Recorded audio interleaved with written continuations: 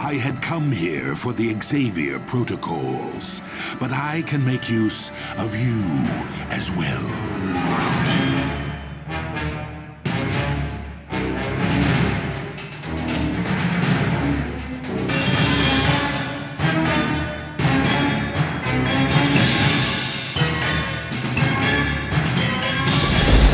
Age of Apocalypse is nigh.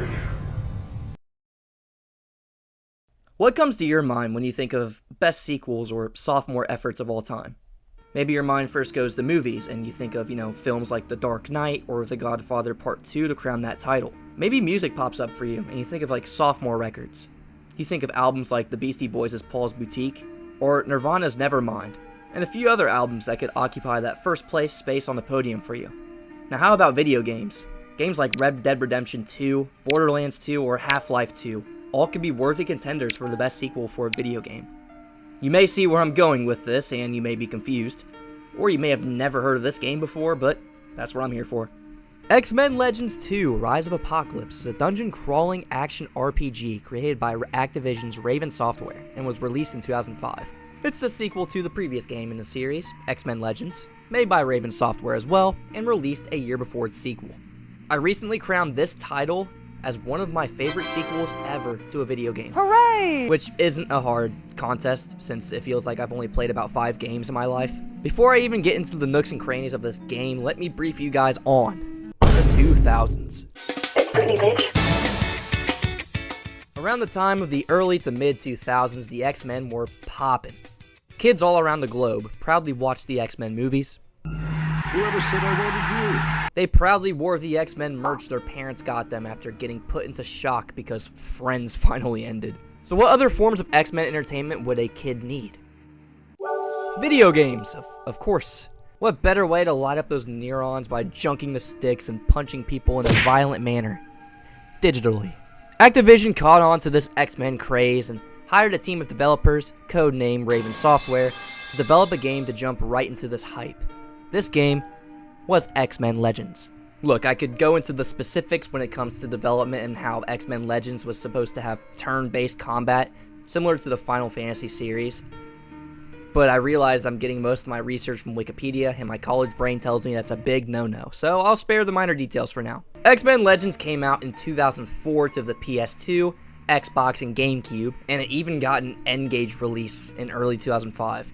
What's an N-Gage? Well, it's a historical artifact in this age. This game acts as a dungeon-crawling action RPG, and it allows you to assemble and control a team of 4 X-Men to take on many different missions, and it has 15 total different X-Men to play as. I am not making this up. There are a wide range of different X-Men you can play as, from the more known ones at the time like Cyclops, Wolverine, Storm, and Jean Grey, to even some lesser represented ones like Gambit, Jubilee, Psylocke, and even Magma, who acts as the sort of main character of the game, I guess. All of these characters have fleshed out abilities that match their respective mutant powers, and it's pretty sick running around as Gambit chucking a whole deck of cards at somebody. Oh, they home in on enemies too? What? Or roundhouse kicking enemies as Jean Grey. God. The plot of the game focuses on stopping Magneto and his Brotherhood of Goons from taking over the world by covering the Earth in asteroids and bringing about chaos. The story of the first game blends in the perspectives of all of the X-Men involved and of newly turned mutant Allison Cressmere, codenamed Magma. Hey, Pebbles. Or as Wolverine calls her, Pebbles. And it's a pretty interesting story overall. Oh, and there's also this General Kincaid guy who was made specifically for this game, and he hates mutants. I think he's a lame inclusion, to be honest. The game did pretty well, hence why the sequel came out only a year after. But I'm definitely not complaining, because we ended up getting one of the games of all time. X-Men Legends 2 was released in 2005 to the PS2, the GameCube, Xbox, PS Portable, N-Gage, Windows, and mobile phone. Am I reading that right? Alright, that's a whole different game now, come on. The variety of different consoles and platforms you could play this game on expanded its reach to a multitude of fans all around the gaming spectrum. The gameplay is almost identically similar to the first, but it builds upon certain aspects to make it feel more grandiose. There's a lot more variety when it comes to the characters you can play as well. Why, you may ask? Well, let me tell you. You can play as Magneto in this game. And Toad. And Juggernaut. Yeah, members of the Brotherhood. This is because the story of this game revolves around this big bad himself. This is Apocalypse, and he means business. He was shown in the ending cutscene of the last game, hinting at impending doom and taking over the world, and now it's actually happening. It's the common superhero trope you've heard before, it's nothing groundbreaking. So yeah, the X-Men and Brotherhood squash whatever they were beefing about in the previous game, and they unite to defeat Apocalypse together and save the globe.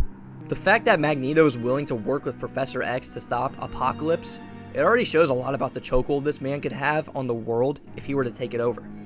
If you are a comic book fan, you may know about the Age of Apocalypse comic books. You're probably thinking to yourself, hey, I already know the story and how it plays out. What makes this so cool? Well, let me tell you. The story is a standalone version based off and inspired by the Age of Apocalypse storyline. It's not a one-for-one copy, and it was actually written in-house by Raven Software themselves. It has its own narrative and plot, which is pretty sweet. Anyways, back to the characters. You can play as almost all of the same X-Men that you were able to play as in the previous game, minus Psylocke, sadly, and Beast, even sadlier. Psylocke's not even mentioned in this game, but Beast still plays a crucial role in the story as your vendor. I'll talk more about him later. But with the X-Men that were added, which are Bishop and Sunfire, they are very, very welcome inclusions to the roster.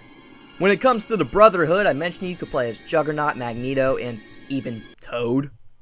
Okay, he doesn't sound as cool, but he is pretty fun to play as. To add to that roster, you can also play as Scarlet Witch, who is an interesting character when it comes to her abilities and playstyle. There are 18 total characters on the PS2 copy that I played on for my long play, and there are 3 unlockable characters, so you have 15 mutants ready to fight at the start of the game. And this is actually a major improvement for me from the first game, as you had to unlock the characters as the story went on in that game. This caused me to only be able to play with Psylocke for like the last 4 missions in that game, which kind of sucked because she was awesome to play as. But yeah, you have 18 characters total, pretty big roster, but that number can get even bigger. Depending on what platform you're playing on, you can get some exclusive characters. Like if you're playing this game on the PSP version, you get 4 more characters, like what? If you play on the Windows version of this game, you get 2 more Brotherhood mutants to play as, Sabretooth and Pyro.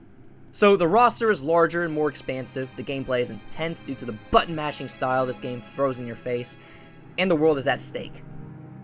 Yeah, let's just dive into the story, I'm yapping too much.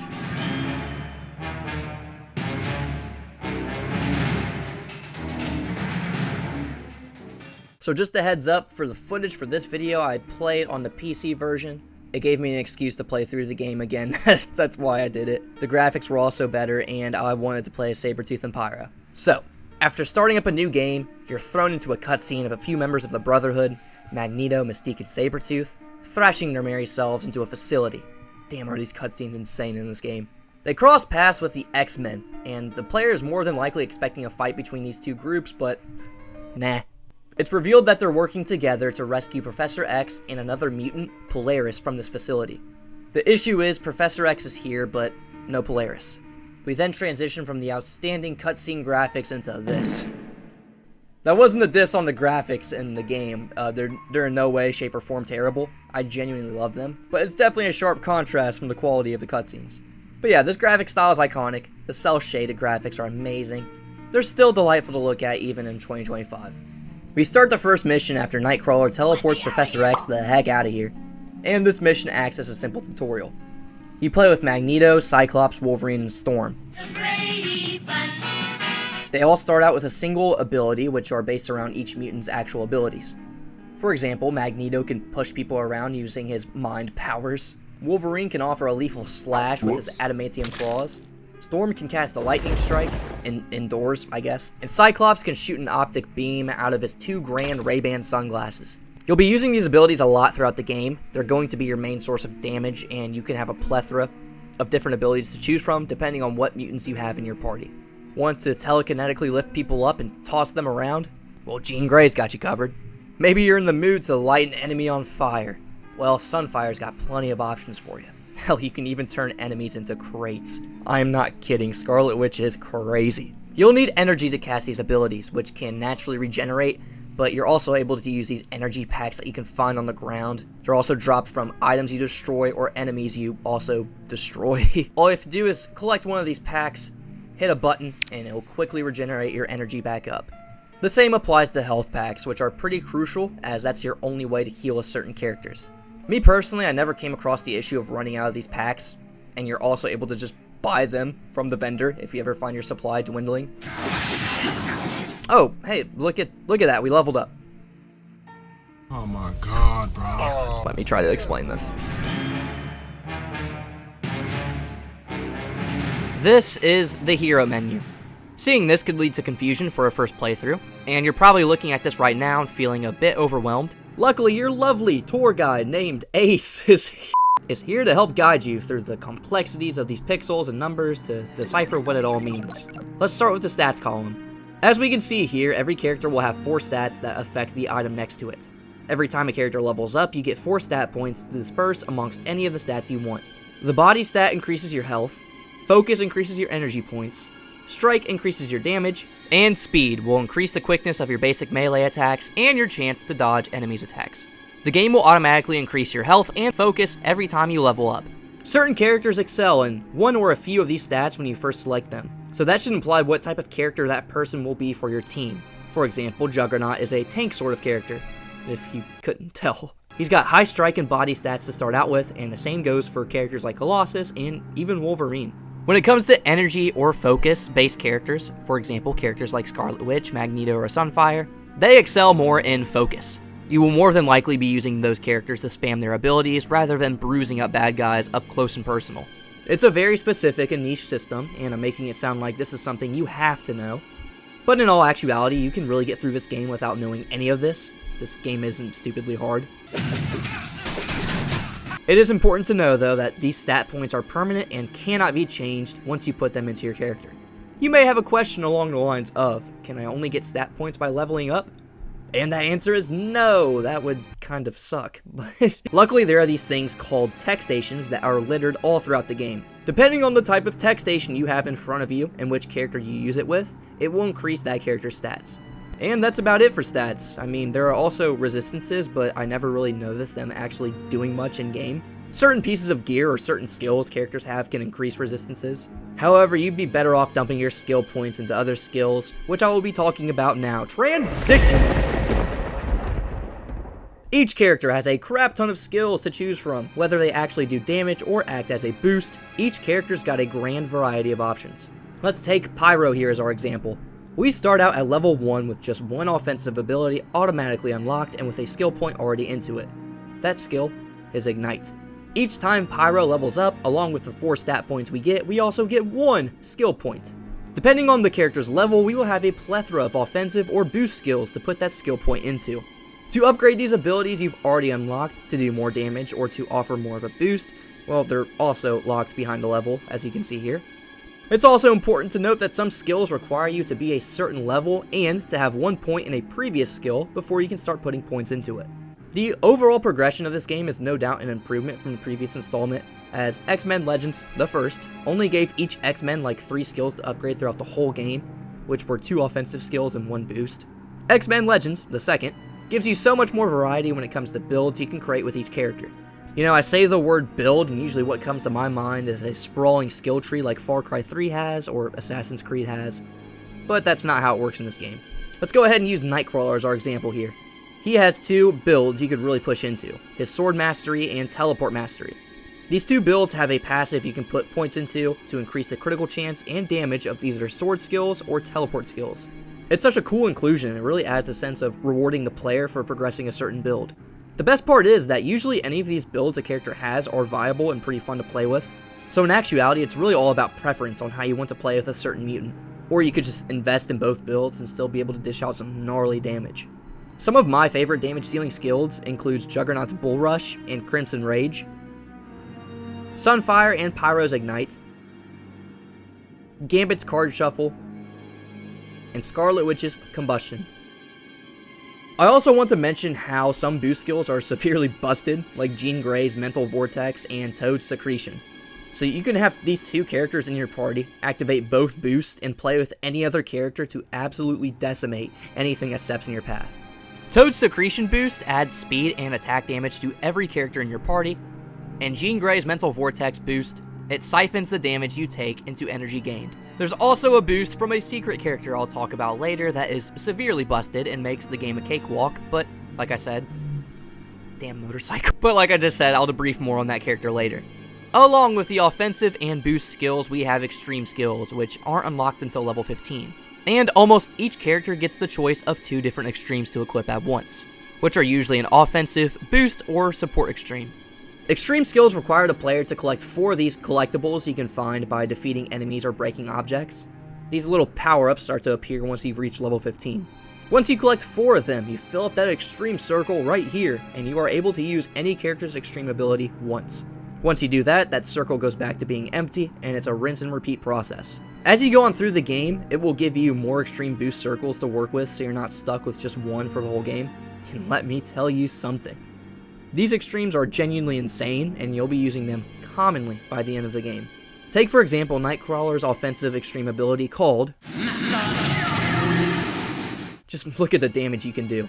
As you upgrade it, you can increase the amount of times Nightcrawler will teleport to different enemies and drop kick them in the face, just off of a single use of this extreme, and it can be stupidly broken. Now look at this boost extreme that Juggernaut has called This extreme allows Juggernaut to literally one-hit any common enemy under the allotted amount of time that can be increased as you put more skill points into it. It's an insane extreme ability that was really fun to play with when I did my PS2 playthrough of the game a while back. Sabretooth and I think Wolverine, they both have a support extreme that allows them to revitalize themselves if they die, from the time you use the extreme to the allotted time the skill gives you.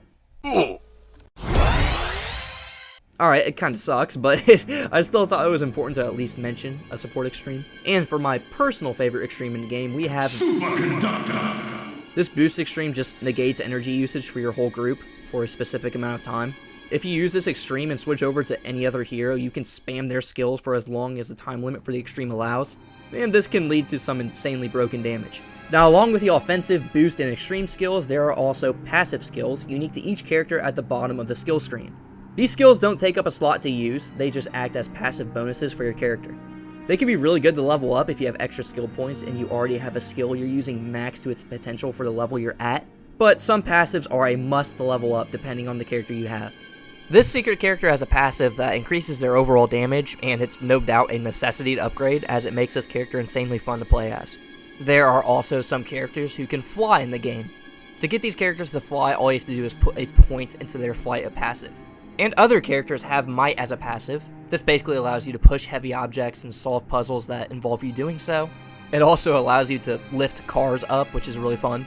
So these two passives are definitely a must for any character that has it. Like I mentioned earlier with builds, some characters have passives that increase damage done when they use their specific mutant ability. For example, you can increase Toad's tongue damage or Iceman's cold damage. Speaking of Iceman, let's talk about a unique passive skill that some characters have in the game, and I call these skills elemental combat passives. For example, Iceman has an ice combat passive that adds additional cold damage to his melee attacks.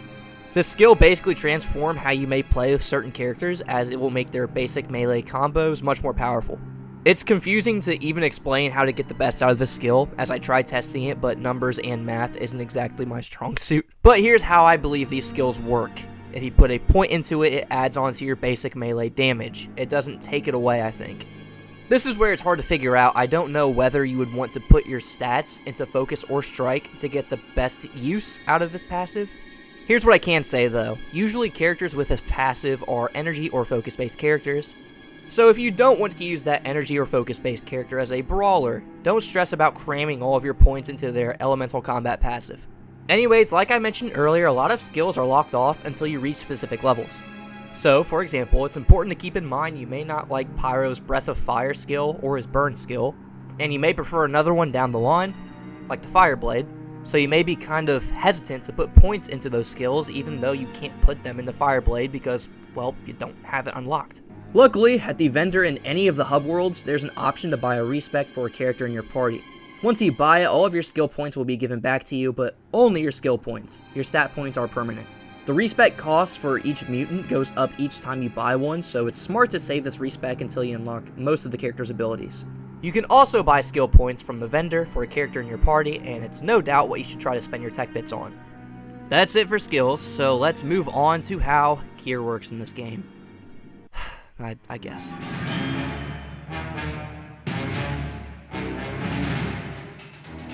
Gear is pretty complicated in this game, and it took me like 2 rewrites for this section to explain it properly, so I'll try my best to explain it to you guys. Gear has a chance to drop from enemies, crates, barrels, and other things you can destroy. You can also get rare mutant-specific pieces of gear from opening loot caches or defeating bosses. There are 3 types of gear you can put on each character.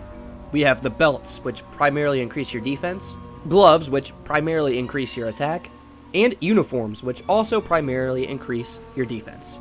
As you level up throughout the game, you'll be able to acquire better gear tiers of these 3 gear types. It's hard to explain the tier system in words, but to sum it up, the regular boring wristbands you get to drop during the start of the game don't excel in boosting your attack like the gloves can, which are able to drop a little later on in the game. Also, some pieces of gear can have certain modifiers that give a piece of gear special effects when equipped on your mutant. To sum it all up, the icon or model of the gear shows you what type of gear it is. The name of the gear can signify what tier it is, and if there are any extra words to the gear name, that's probably a modifier. I'll have a link to a document I made that explains the gear tier system as well as the gear modifier system, as these 2 topics can be pretty complicated to explain in words. I got all of this information from the Brady Game strategy guide over this game. This guide has saved me countless of times during my last few playthroughs and during the making of this video, so thank you, Brady Games, I appreciate it. There are 6 different rarities of gear. We have regular gear, uncommon gear, rare mutant-specific gear, green mutant-specific gear, and green unique gear. Regular gear pieces are a good placeholder until you can get a new piece of a higher level or better rarity. All that regular pieces of gear will do is just increase your attack or defense depending on which of the 3 gear types it is. The uncommon gear pieces always have some randomized modifier. Heck, sometimes they can even have 2 of them. And most of the time, they are a better option than some regular gear pieces. Though rare pieces of gear are pretty important to look out for, as they can have multiple different modifiers on them. Sometimes they may not boost your defense like a higher gear tier can, but the effects some of these pieces have on them are worth keeping them on your mutant for a while. The rare mutant-specific gear can increase a random skill of a mutant by a specific amount of points, depending on the level of it. These pieces of gear can only be equipped to a specific mutant. Like for example here, I got this piece of gear for Gambit exclusively. This rarity of gear can only be found by looting caches or defeating bosses like I mentioned earlier. I found myself not using these pieces often due to how they're always locked behind a level requirement, and when I eventually reached that level requirement, I would have a drastically better option available. The green mutant specific gear is awesome. These can only be used by the hero it tells you can use it, and they usually give you a load of attack or defense stat boosts, as well as unique boosts that apply for the character you get the green piece for. For example, Iceman's green piece of gear, the cryogenic booster, gives him a substantial boost to his cold damage. It also increases your defense and attack by a good amount of points. Iceman pretty much uses cold damage for everything, especially if you're utilizing his ice combat passive, which would transform some damage of his melee attacks into cold damage. So this is an absolute must-use piece of gear for Iceman. This rarity of gear can be obtained in 2 ways. The first way is by completing the easiest tier of each Mutant's Danger Room challenge. This is definitely the easier way to get these gear pieces. Now, throughout the game, you will find Danger Room discs, which act as little bonus missions you can play to grab extra rewards. I'll talk more about them later in the video, but the ones you want to be on the lookout for are the Mutant-Challenge ones. The other way to find green mutant-specific gear is by finding them by normal means in the world. This is very, very uncommon, but I've been able to obtain pieces this way by destroying crates in the Act 4's boss arena. And I've also been able to use some cheat codes to give myself a bunch of tech bits to buy this thing called the grab bag over and over again from the vendor. Every time you buy a grab bag, it will give you a random piece of gear. As you can see from the following footage, I got a few pieces of this gear by doing the following. However, I would suggest just doing each Mutant's Danger Room challenge instead of trying to find the gear this way. For the final and rarest rating of gear, we have the green unique gear pieces. Now from our research, I was only able to find 9 of them actually in the game, and you can only find these pieces by usual gear dropping means in the world. Destroying enemies, breaking crates, all the fun stuff. Smashing crates in the Act 4 tower is probably your best bet to get any of these 9 pieces legit. At first I had no clue these pieces of gear were in the game, so I decided to use my cheat save to give myself tech bits and buy the grab bag over and over again. And the footage right here shows that these pieces do in fact exist. I made a cool little graphic for all 9 pieces and spent a grand amount of time farming to try to get a good amount of these pieces to drop. Probably way more time than I should have. But these pieces of gear are really powerful, other than this stinker. For example, the defense boost on Xavier's Dream right here is pretty astronomical. The Hammer of Nimrod gives you a plus 50% bleed damage for over 5 seconds, and it flat out doubles your physical damage. Now Juggernaut can live his Mike Tyson's Punch-Out dream while saving the world in the process. Eric the Red's armor gives you 500 defense and 60 plus radiation damage over 5 seconds. These pieces of gear are very, very solid, and if you have the time and patience to farm them, well, all the power to you. While the gear system is more advanced in this game compared to the first, let me talk about my issues with it. Issue number 1. Gear drops so much more often than I think it should. The phrase, too much of a good thing, can be applied here. With how little inventory space you have, I found myself making frequent trips to the vendor to sell gear pieces, or to the gear stash in the hub world to store pieces of gear that were locked behind a level requirement. Certain modifiers can cause some gear pieces to be locked behind a level, which also leads to my second issue.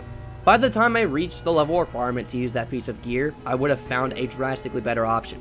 This happened with many pieces of gear I stored hoping to use later on. This leads into issue number 3, there are just too many modifiers.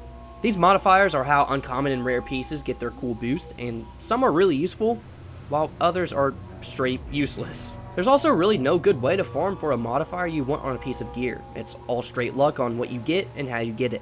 Since there are so many modifiers with no dedicated way to get a modifier you want, you run into the issue of many modifiers just being diluted. It's all circumstantial on which one you get, and for someone who really enjoys farming for unique gear, you can thank Borderlands for that, it's a little upsetting to me. Like I mentioned earlier, I put a link to a Google Doc I made of a table that explains gear modifiers below if you're interested in checking it out. So overall, when it comes to gear, it's important to not spend too much time switching everything out every time you find a new piece of gear. Find some gear that have cool modifiers or that have a drastic attack or defense boost compared to what you are currently wearing on your mutant, equip it if you can, and move on. And definitely try to strive for grabbing the green mutant specific pieces of gear, or even the green unique pieces of gear if you're lucky enough.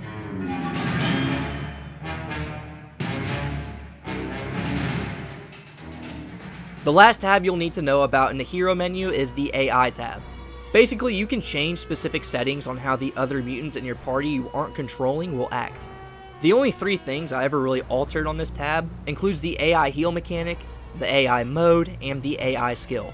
For AI heal, you can set when the AI will heal with a health pack, whenever that hero gets down to a specific portion of health. I'd usually just set it to below 20% so the AI didn't drain through my health packs. But yeah, it can be a pretty cool feature, especially if you want your AI heroes to survive.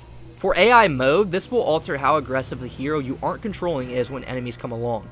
There's aggressive, normal, and defensive, and all are pretty self-explanatory.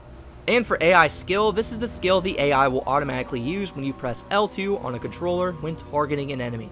You can set it to any of the 3 equipped skills on a character, and this can be insanely useful. For example, here's Toad's Secretion boost, which applies to a whole team. You could set Secretion to be Toad's AI move, and when you're playing as another character and are targeting an enemy, you could press L2 and Toad will automatically use this boost. It's a sick feature, and if you use this tactic to your advantage, well, it's a wraps for whatever's in your way. There are options to auto-apply or equip stats, skills, and gear, but usually I would just have this as no for each, but hey, if you want to play it that way, that option is there. Alright, that covers almost all of it. I found myself wanting to talk about the functionality of this game in depth, as I noticed it really hasn't been done super well in any other retrospective for this game before. I also noticed myself spending a crap ton of time in this menu, as the characters in this game level up pretty quickly, so I felt it's important to have an understanding on what everything in this menu does, and how you can abuse it to its potential for each and every single character. To tie back into the theme of this video, why exactly did I cover all of this? What makes this game's functionality and RPG aspects better than its predecessor? Well, to start, this game has a way more fleshed out system compared to the first.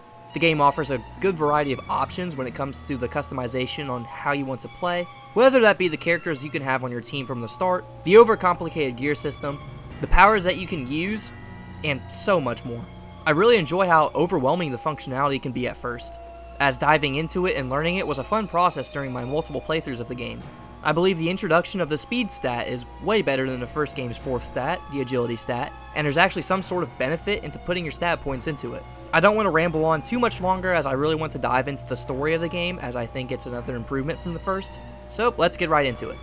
Anyways, after you scratch your head in confusion after listening to all of that, or if you skipped it, all the power to you, the mutants come across the end of the prologue. After selecting to go to the X-Jet, the game will throw you straight into Act 1. This game is separated into 5 total acts, with each act representing the location the act takes place in. You also get a pretty cool hub world for each one, so let's go ahead and dive right into the first act, which takes place on Magneto's island of Genosha. We get dropped off in a location named The Sanctuary, a retreat owned by Magneto on his island of Genosha. Before we discuss why we're here, we can explore around the hub area to get an idea of what a hub area entails in this game. This big blue circle with the X through it is called an extraction point. It's where you can fast travel to other extraction points, change your team up, and save your game. There are a limited amount of these in the game and are placed in areas where you may need them. They act as sort of a checkpoint if you want to call it that. Right here is the Hero Stash. This is where you can store 60 pieces of extra gear you may want to use in the future. This will be pretty useful, as you will be spoiled with gear drops all throughout the game, and you can only hold 20 pieces of gear not equipped to your character at a time. This right here is the trivia game. Every act has a different set of trivia questions you can answer, and if you get them right, you will get some experience points. It's a pretty fun way to test your knowledge of the X-Men universe. I suggest answering these questions at the end of every act. This is because a lot of questions will have their answers revealed to you once you get through the whole act and engage in dialogue with all of the characters around. This right here is Beast. He was demoted from X-Man to X-Vendor for this game. Still salty about that. Beast sells random pieces of gear, energy and health packs, and his special grab bag. Oh my, be careful reaching down there. You can sell pieces of gear you don't want to him, as well as train the heroes in your party by advancing their level, granting them a bonus skill point, or redistributing their skills. Tech bits will be your main currency for the game, and you can find them by defeating enemies or ransacking and looting areas. I would primarily spend my tech bits on this menu here to either level up a hero in my party, or to give that hero an extra skill point. I'm a little upset that respeccing a hero costs a crap ton of tech bits after the first time. I wish it was just something you could do for free. Other than that, the vendor is really useful, and you can buy Danger Room discs that you may have missed in previous levels. You could go back to those previous levels and just find the disc, but it's just way easier to buy them from the vendor. This was also where I noticed that if you talk to certain NPCs with a Brotherhood or X-Men character, you will get different responses. For example, I walked up to Beast as Iceman, and he greeted me like a friend. However, a more simple greeting was given when I interacted with him as Sabretooth. Even the exit dialogue you can choose is different. Now that's what I call immersion. Right here we have the review computer. On this computer, you are able to view all of your collectibles and progress on collecting them. You can also view every single one of the beautifully made loading screens and cinematics. As they appear in game, they will unlock here for reviewing purposes. You can also view the comics and sketchbooks that you found, which are collectibles you can find all throughout the game. It's such an old school inclusion, the idea of a collectible being concept art or a loading screen, and I absolutely love it. Right here we have the Danger Room computer. Basically, you can find Danger Room discs throughout the game, and they'll unlock a new Danger Room challenge once you pick a disc up. There are 6 grades of these challenges, all listed right here. You start out with a freshman grade, and around the end of each act, you'll find a graduation exam Danger Room disc. If you complete those ones, you'll advance to the next grade. The basic Danger Room simulations are cool, I guess. They definitely get boring to do after a while because they're very repetitive, and some of them are kind of anger-inducing. What really makes the Danger Room worth it are the mutant-specific challenges. Completing all the Danger Room simulation missions with at least the Titanium Award will unlock a character for you to use, which is Professor X himself. And yes, he can walk, he's not in some pimped out wheelchair like Bentley in Sly 3. So you bet I rushed and grinded to get all of these missions done just to unlock the main man, the brainiest man, the veiniest man. That summarizes the hub areas of the game pretty well. Let's start the story section of the retrospective, where I detail my experience while playing through the game, and summarize the story for you guys.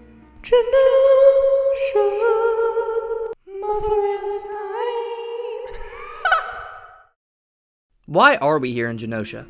Well, Apocalypse attacked the location, and Magneto attempted to fight back. A lot of damage had been done, including a whole airship battle that we'll be able to see the remnants of as we explore Genosha. Due to this battle, Apocalypse was able to capture a lot of citizens and jail them inside the city. Magneto had no choice but to ask the X-Men for help, so here we are. Professor X tells us to speak with Sabretooth as he needs help finding a mutant who escaped Genosha. We can go talk to Sabretooth with Sabretooth, I don't know how that works. And he tells us there's a mutant we need to locate named Blink. Blink can teleport, like as far as the moon, so she can be a pretty important mutant for the team. After we exit this dialogue with Sabretooth, Professor X immediately activates a mission briefing. Mission briefings are cutscenes in the game that you can watch that discuss a mission that you're about to go on. I enjoy these mission briefings for the dialogue between the Brotherhood and the X-Men. It really showcases the tension between the two groups pretty well and comically. That don't sound right.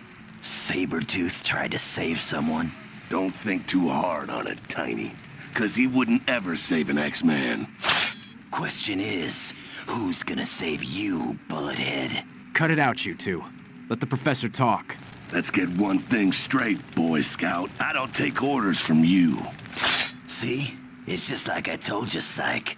Juggernaut ain't housebroken yet. Gentlemen, please.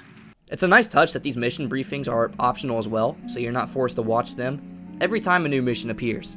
If you want to watch a mission briefing, you can activate the respective console, which is usually closest to Professor X in each act. After the briefing, this gate opens up and we can start our first mission of the game. We arrive in the Dead Zone, and this is where we get a glimpse of Blink's body being dragged by a bunch of bugs, which honestly made me burst out laughing when I first saw this.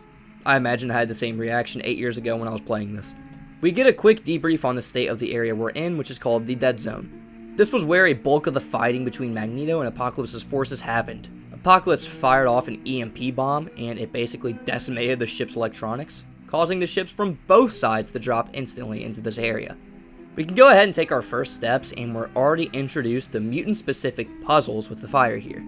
We can get rid of the fire by blasting it with an ice beam from Iceman. All throughout the game, there are these puzzles that can only be completed by specific mutants. It's a nice way to keep the game dynamic and fresh, and it will make you change that roster of 4 you've clung onto for so long just to take an alternate path or obtain that shiny collectible you've been searching for. We come across some bugs, which we'll be fighting a lot as we progress through Genosha. It's also important to mention how much the level design of this game is just better than the first game. That was probably my biggest issue with that game, as I was pretty upset and livid having to go back to the basic Morlock sewer location 3 separate times. 2 of the times we went back there almost back to back. It was just such an uninteresting and bland environment. This game doesn't offer that, well, other than a few locations, but they aren't terrible to play through. The setting of Genosha is somewhat tropical, rocky, and desolate. It's a nice introduction to the improvement of the level design from the previous installment. It's a unique setting that we haven't explored before, and I'm all for it. As we're taking in the sights and fighting the lovely wildlife, we see Blink getting dragged like a sack of potatoes once again. Here's where I realize that Iceman can make bridges as well, which will be really helpful later on. We give Sabretooth his rightly deserved striking points that he so desperately needs. And we finally come across Blink. We defeat the bugs surrounding her, and she wakes up, wondering why the X-Men are with the Brotherhood. It's a pretty common question asked by every NPC in this game. She then asks if Sabretooth is okay. Like he's not standing right here. And then we hear Professor X telling us our next objective is to find security codes so that we can actually enter Genosha. Blink makes a portal for us to get to another island, and this is where we unlock the Blink portal feature, which allows Blink to make a portal that takes you back to the hub area of the act. I won't lie, this feature does make the game a little easier than it should, but I still think it's a nice feature. In the first game, you could basically go back to the X-Mansion only in increments, basically in between certain missions. In this game, however, you can just go back to the hub areas whenever you want. Because of this, you won't need to worry about missing unique dialogue. Also in the first game, there would be collectibles in the X-Mansion that you could miss out on if you advance to the next mission. Now that I'm talking about it, you also can't extract back to the previous locations in the first game like you can in this one. So if you did miss out on a collectible in that game, well, you're out of luck. Luckily, this game gets rid of that issue by allowing the player to extract to wherever they want and whenever. And you can do it at any time since you have the Blink portal feature, as long as you can wait 5 minutes between usages of them. Anyways, we continue on and get a message from Forge telling us to watch out for airstrikes, which will act as an obstacle for the entirety of its location, until we are able to deactivate the system for it. It's a cool obstacle, and it makes a loud ringing sound and has a bright red beam to signify the impact zone. The AI doesn't understand this, however, and loves to run to the shiny red laser like a cat would. We eventually end up falling into a cave. Oh no. But after you fall into the cave, you can just exit back up and follow this path here to find a cool collectible. These are homing beacons. There are 6 of them in every act, but you are only required to collect 4 of them to unlock a secret portal back at the base. This secret area has a singular piece of armor to collect, but it's not just any piece of armor. Yeah, this is pretty sick. Each act requires you to collect 4 of the beacons, each leading up to a bonus area to swoop up a piece of Iron Man's suit.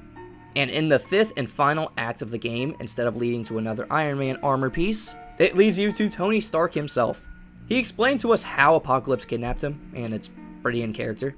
Let's just say a trap was set up using my only real weakness. Oh yeah, and you know what? She was almost worth getting caught for. Like I said, pretty in character. You can give his armor back, and bam, you can now play as Iron Man. Which is absolutely sick, and he's no doubt one of the best characters in this game because he's genuinely busted. The game rewards you, no, not even rewards, the game spoils you for collecting these homing beacons. I really like how the game hypes up the inclusion of Iron Man, as if he talks to you like Forge here, for example, or Beast, they will hint at the inclusion of him.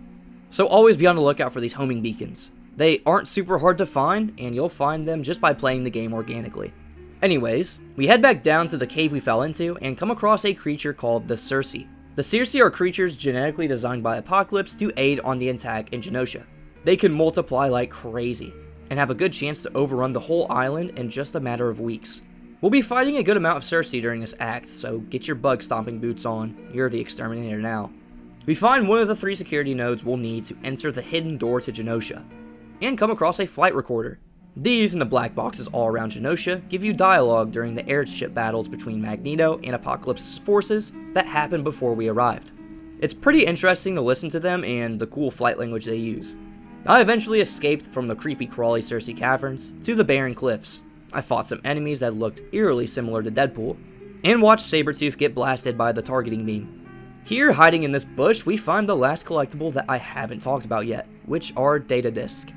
There are only 4 of these in every act, and once you collect all 4, you either increase the amount of energy or health packs you can carry. It's another rewarding sense of progression the game offers you. You only start out by being able to hold 10 of each packets, but by the end of the game, you should be able to hold around 42 if you collect all the data discs.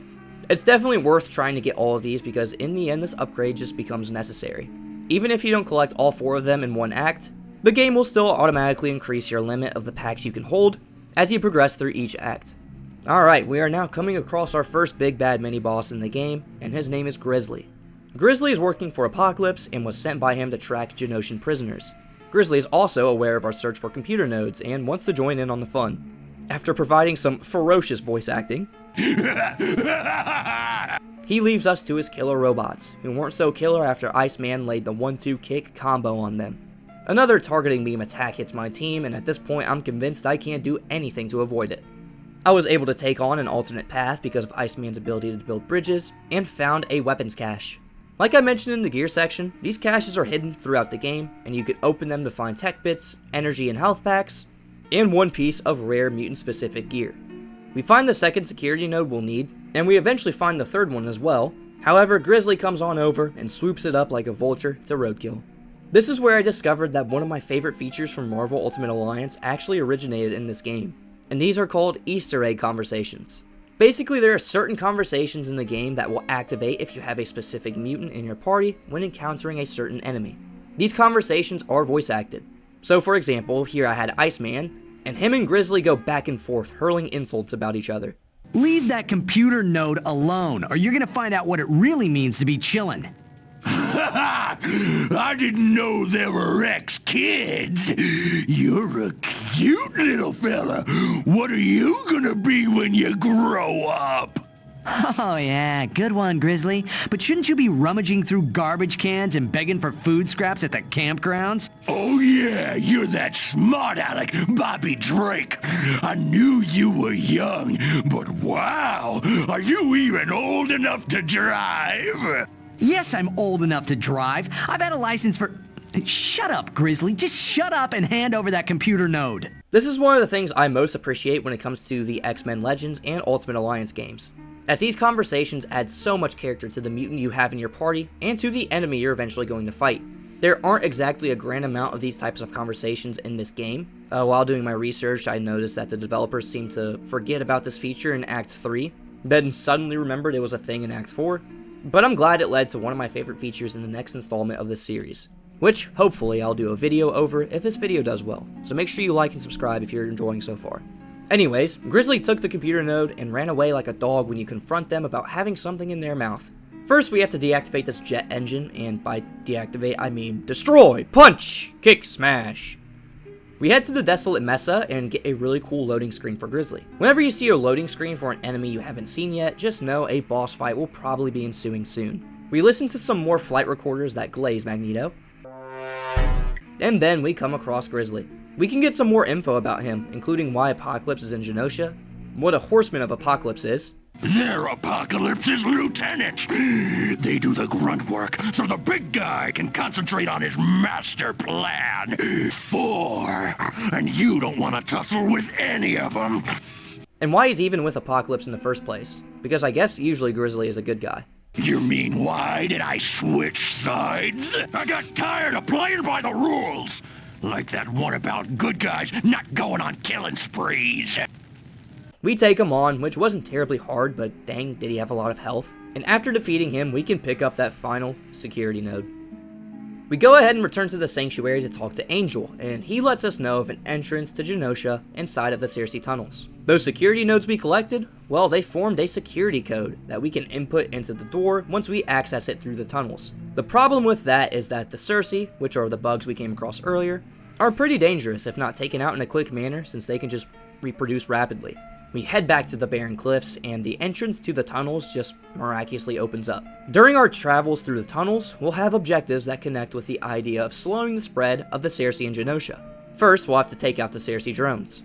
Then, in the next area, we need to crush the Circe egg clusters. Once we do that, we head inside the Queen's lair and have an encounter with some minions of a guy named Zealot.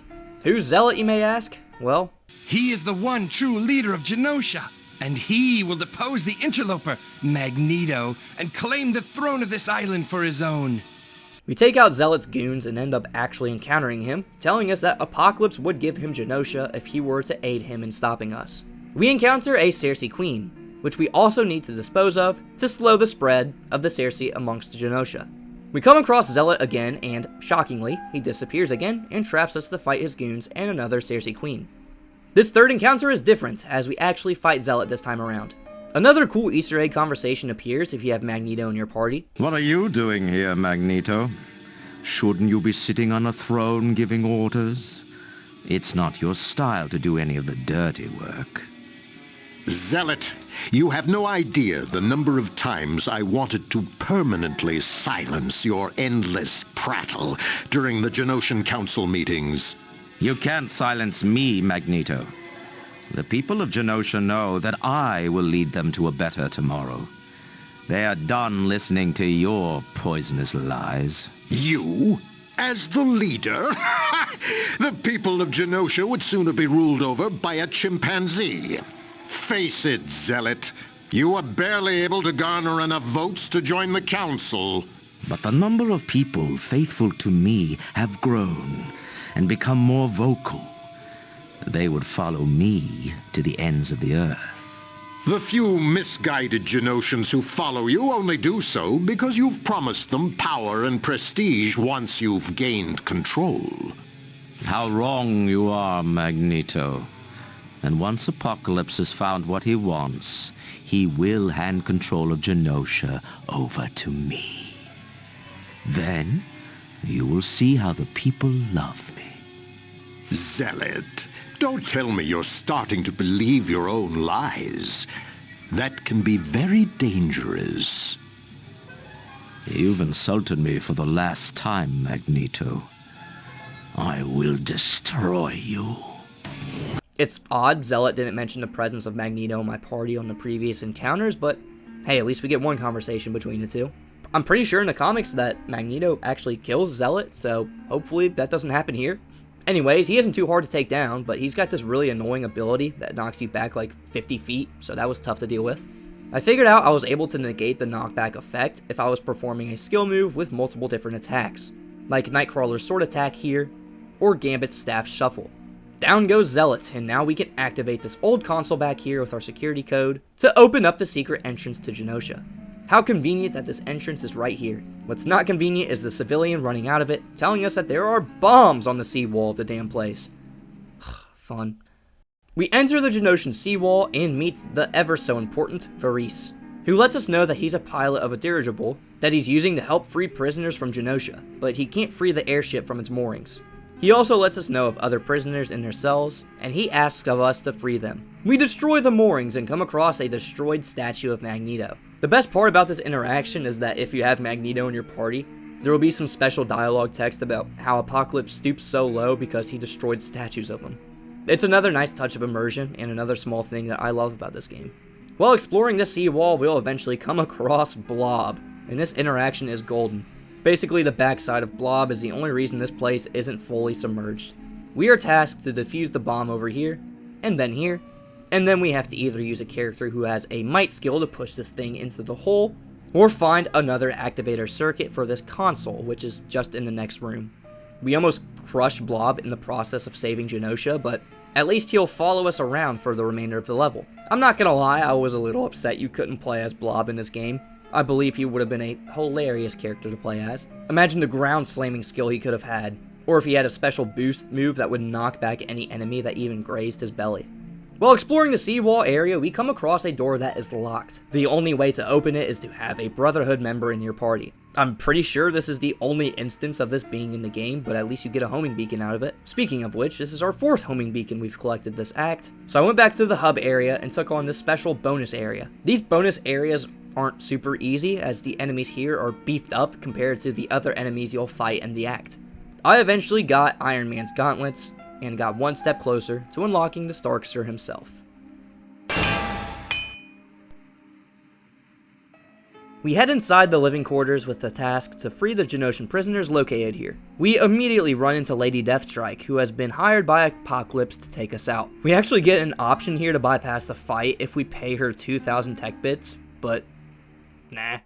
I went into this fight with blood on my mind and absolutely wiped her out with Nightcrawler, who at this time was starting to develop into my favorite character to play as in the game. Oh, hold on, it seems this TV's acting up.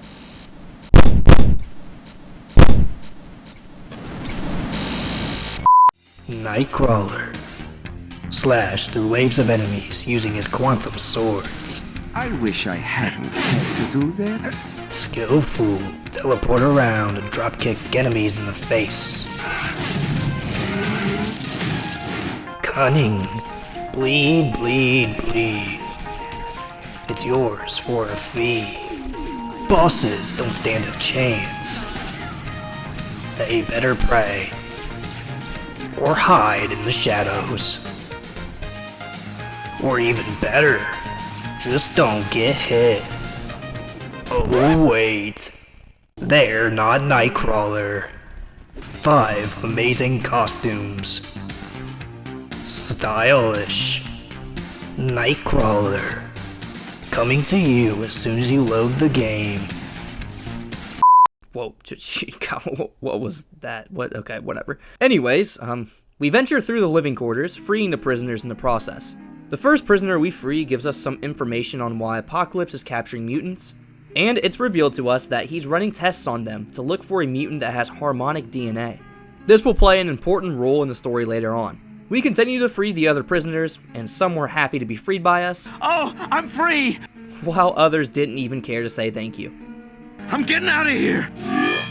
At least this guy, Caleb Mann, opens up a secret doorway for us, which gives us some experience points, which may be a spot for another homing beacon, but since we already collected 4 of them from this act, the other 2 ones that you could collect are replaced by either experience points or skill points. We eventually free all of the prisoners in the southern habitats, and make way to the northern plaza. The same task goes for this area as well, we just need to free the prisoners. Something interesting about this area are the lab notes left by a man named Mr. Sinister. This is the guy who's doing the experiments on the mutants, and he's interesting. Here he is now. And since we have Nightcrawler in our party, we get some special dialogue between the two. Greetings, Nightcrawler. It is indeed a pleasure to see you. Mr. Sinister, What in heaven's name are you doing here? I'm merely gathering up my lab notes. Oh, if only I'd had more time to really indulge myself with the Genoshans. You monster!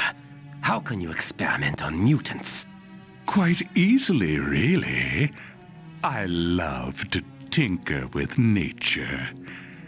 Take, for instance, that marvelous teleportation ability of yours.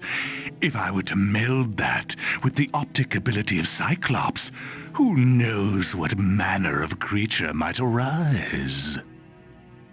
I do not want to hear your sick schemes. Tell me where Polaris is. Sorry, Nightcrawler. She's quite valuable to Apocalypse, so she's hidden very far away from here. But I've already said too much. It's time I left. No, Sinister. Your time is up. You are not getting away from me. I would love to stay and test that theory, but I really must be going. So you choose. Come after me, or save these test subjects. I feel like this guy definitely loved dissecting roadkill as a kid. I absolutely loved the specific line of dialogue mentioning the hybrid of Nightcrawler and Cyclops.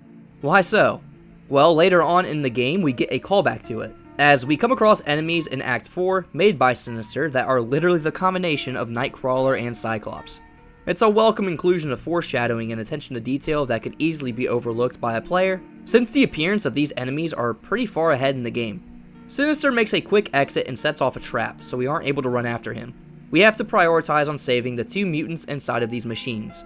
One of the prisoners we saved tells us that Sinister made his way back to an area called the ship, whatever that is. We finally free every single one of the prisoners from their cells and grab this qualifying exam danger room disc, which is crucial to advance onto the other danger room missions we'll want to do later on. We head into the Grand Hall next and come across Pyro. No, not the Pyro in our party, this one's stuck in some electric field thing. Pyro seems to be the only prisoner being tortured, which makes our party pretty suspicious of him. While talking to him, he brings up this guy named Abyss, who is apparently as every bit as nasty as Apocalypse is. We can free him by smashing the generators, and he tells us that he started working for Apocalypse after he took everything over. Pyro eventually got upset by Apocalypse's mindset of survival of the fittest and only the strong can survive. So, in character, he stole some tech bits and tried to run away. He got caught, and here he is. We can get more information about Abyss from Pyro, who is one of the 4 horsemen of Apocalypse, and I'll talk about him here shortly. This Pyro will stay with us until we reach the end of the Grand Hall, but before we get there we have to fight through a gauntlet of enemies down this long hallway. It's a pretty nice skill check before we fight our first horseman of Apocalypse. We will be fighting one at the end of every act, and they act as the final boss for each act. During this hallway brawl fight, we find the final data disc of this act, and since we collected all 4 of them, the game gives us 2 more total energy packs we can hold. Pretty sweet upgrade. Pyro chickens out once we reach this door console here, stating that trying to take out Abyss is a death wish. Funny how he says that, we still got our true Pyro in our party, and he isn't backing down.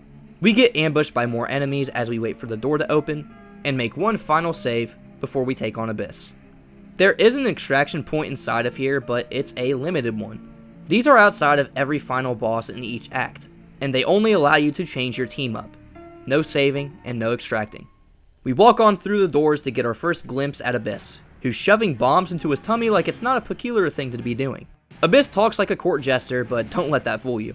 This guy is not someone you want to mess around with. He tells us that Apocalypse isn't present as he finally found a mutant with harmonic DNA, and that mutant is Quicksilver. I've always loved the design of Abyss, with its spring-like arms and bright blue glow. He definitely stands out as one of the most memorable villains in this game for me. It's also because his boss fight is pretty sick, and it's really impressive for the time it came out. We start out the fight by fighting him in this room, avoiding his spring arm attacks and listening to his terrible one-liners as he sucks us in with his stomach abyss. This really sucks, doesn't it? Some people think I'm a real drag. Real drag. Real drag. Shut up! Once we get his health to around a quarter left, he runs off and jumps on top of a dirigible. We have to jump on it to follow him, and for some reason we get a time limit for a minute to get on it, even though it takes like 2 seconds. Interesting design choice. We're now flying through the Genoshan skies and Abyss pops out from under the ship. leading to another fight, but in a more badass setting. I remember this area lagging a crap ton when I was playing this game on the PS2, so I'm very glad it wasn't like this on the PC version. It doesn't take much damage before Abyss jumps to another dirigible and starts chucking bombs at us while other enemies crawl up to attack us. We have to now blow up the dirigible Abyss is on by throwing these bombs at it, as the dirigible is weak to bombs. Thanks. Okay, to be fair, this is technically a children's game after all. I can't be upset, it's so on the nose here. I say this, but still ended up having trouble throwing the bombs the direction I wanted to. And one of my mutants actually died because a bomb got thrown on top of its head. But a few minor setbacks didn't stop me from blowing up that dirigible, causing Abyss to jump back down and whoop, another phase. Oh, and we're getting sucked into his stomach now.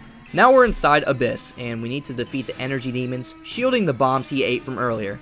Once we do so, we can set the bombs to detonate. I found this wormhole here to be trippy as well, just whoa. Once we do all of that, Abyss blows up from the inside, and we somehow don't die after this.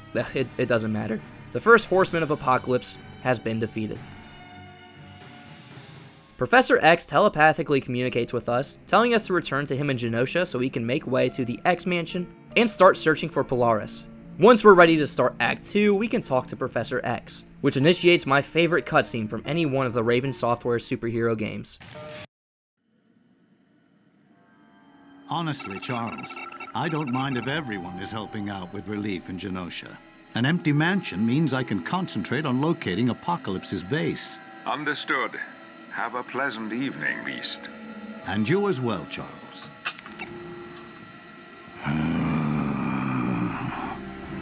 I had come here for the Xavier protocols, but I can make use of you as well.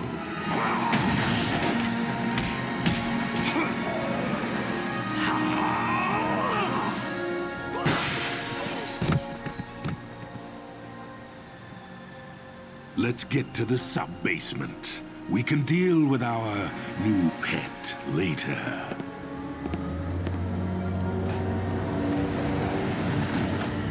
You'll be blind without Cerebro, Xavier.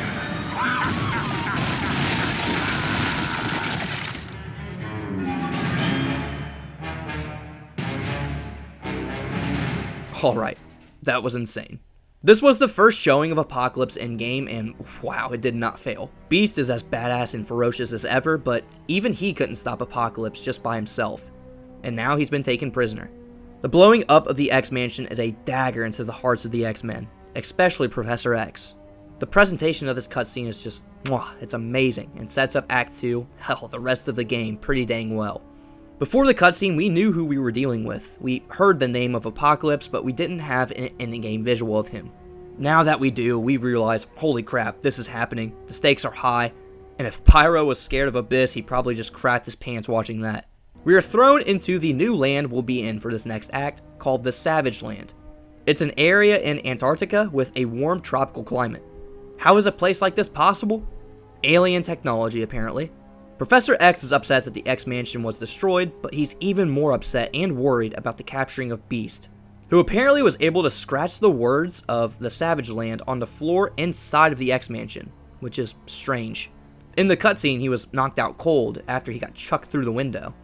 It doesn't add up, but it's all we got, and we need to follow that clue, so here we are. This hub area is called Avalon, and we're free to do all of our favorite local hub activities here, like some more trivia or buying gear from, oh, hey, the vendor's forge now, cool. Professor X tells us to talk to Pyro, as apparently Mystique is nowhere to be found. We talk to Pyro with Pyro, and the NPC Pyro is worried about Mystique sneaking off into the jungle canal, so he wants to send my Pyro to go search for her. The Savage Land is a scary place according to Wolverine, as it has raptors, pterodactyls, and pythons, oh my. So we should probably help Mystique out. Apparently she's looking for a mutant named Destiny, someone who can see the future. It doesn't take long after we enter the jungle canal to find Mystique, and she lets us know Destiny had a vision that Apocalypse would start a world war, which is why Destiny ran away to the Savage Land. Mystique insists we search for Destiny separately, so she ends up parting ways with us. We stomp some cobra beetles into the dust. Toad reenacted his favorite Alice in Chains song, and I eventually caved in and followed him down into that hole. For this area, we have to travel through caves to reach other areas of the map. However, we come out of one of the caves and end up getting ensnared by some vines, because of this guy named Garok, the god of the sun, who is searching for Destiny to give her to Apocalypse to gain control of the Savage Land. It seems like one of the raptors has had enough of Garok's crap. Oh, wait, that's Mystique. Sweet, we're now free and must defeat Garok. He's not too hard of a fight, he's just annoying. He likes to teleport everywhere and hit you with his ranged beam attack, but we end up taking him down. Destiny, who was hiding as a bush I guess for the whole fight, pops out. I got a weird visual glitch here as when a specific character talked, it showed Cyclops on a picture instead of who was actually talking. Oh well. We learn from this dialogue that Mystique was actually worried about someone, and it's fitting that that someone was Destiny, as I'm pretty sure in the comics they have a pretty good relationship with each other. Nice attention to detail from Raven Software per usual. Professor X chimes in and tells us to speak to Angel back at the hub area, as he has some information regarding the destruction of the Savage Land. While Angel was on a solo patrol, which is pretty risky for a time like this, he noticed a group of soldiers heading towards the generators that keep the Savage Lands from not being like a normal section of Antarctica. Freezing cold.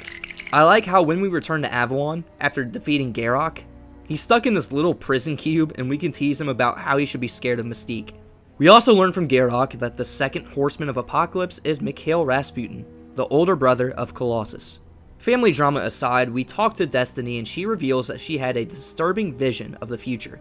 A future where Beast dies, Apocalypse claims victory, and we get betrayed by a teammate. Destiny's visions are fluid and are constantly shifting, so this isn't exactly set in stone yet, but definitely try to keep all of this in mind, it's pretty important to the story. She also had a vision about the four who are one, and here's what she has to say about it. It deals with 4 mutants who are separate, yet alike. For some reason, Apocalypse wants these 4. Anyways, I watched the mission briefing for this mission, and absolutely love every time Toad opens his mouth. It's a joy to hear what he has to say. I then talked to Kazar, who's grown up in the Savage Land and acts as the protector of the place. Kazar's father came here to search for a rare element that could destroy any known metal. Shortly after his father found this anti-metal, he passed away, leaving Kazar an orphan to fend for himself in the Savage Land. When it comes to exploring the hub area of each act and talking to all these characters that make appearances in the X-Men universe or comics, I have to say I'm impressed about how much Raven Software was able to fill into this game. They had the source material and they definitely took advantage of researching it and demonstrating it properly to align with their own written story. The story of this game may not be perfect or super well fleshed out, I'll talk about that later, but this game still acts as a love letter for the material they based the game off of. My jaw flapping aside, we enter the jungle ruins and attempt to stop these goons from destroying these atmospheric processors. We fight some behemoths, as well as some shock troopers in the process. This mission really isn't super hard as the generators have a good amount of health, and the behemoths actually don't have a high amount of health like they probably should have. We eventually come across a named shock trooper named Petrovich, who brings up Mikhail's name once again, the second horseman of Apocalypse. We get some more information of the 4 mutants that Apocalypse has been searching for. We also use Professor X to scare this soldier into telling us where Beast is, and wow, we fooled this guy. Even if it was just a threat, that's pretty evil of Professor X to do. Beast is apparently located deep in the Nuwali Temple, and will have to travel there by foot, as the area is heavily guarded. Yet again, I bring up the mission briefings as I enjoy watching them, especially in the first 2 acts of the game. This reaction from Juggernaut when the team talks about how Mikhail, who is Colossus' brother, is the second horseman is just so cruel. So you got a black sheep in the family too, huh, comrade? Well, don't feel so bad. My stepbrother's an embarrassment to me. Quiet, Juggernaut. And gosh, this Toad clip had me cracking up. Can't you see Colossus is in pain? Thank you, Wanda. You are very kind. Hey, what about my pain, Wanda? I feel very bad for poor old Colossus. Anyways, to the left of Kazar, we can talk to Shauna, who used to be a zookeeper in New York City. She stayed here in the Savage Land to help Kazar protect the land. She tells us some important information on how to get inside the temple, so we follow her lead and head into the Jungle Pass. We run through some caves and pick up some collectibles on the way before we run into an interesting situation. Another trap. These machines here drain our character's energy, so the only way to get out is to smack the barriers down. Oh, okay, never mind. Nightcrawler can just teleport. After that trap, I went down into a cave and Gambit decided that the cool red laser wasn't going to blow up if he touched it. boy, he was wrong. If that explosion didn't kill my group, then hopefully this guy named Sauron doesn't. He's anti-apocalypse. But he's also anti-Khazar, and we're working with him. So we engage in a pretty annoying battle to take him out of the picture and enter the Nuwali Temple. Sauron likes to fly around a lot, so having a character like Cyclops, who excels in his ranged beam attacks, will be very helpful for this fight. We defeated Sauron with ease, and then made our way into the Nuwali Shrine. The Nuwali Temple is a large location overall, and is definitely one of the longer areas to go through in this game. Shauna chimes in to let us know that we need to find 2 keys that are located throughout the temple to make way into the inner chambers where beasts may be located.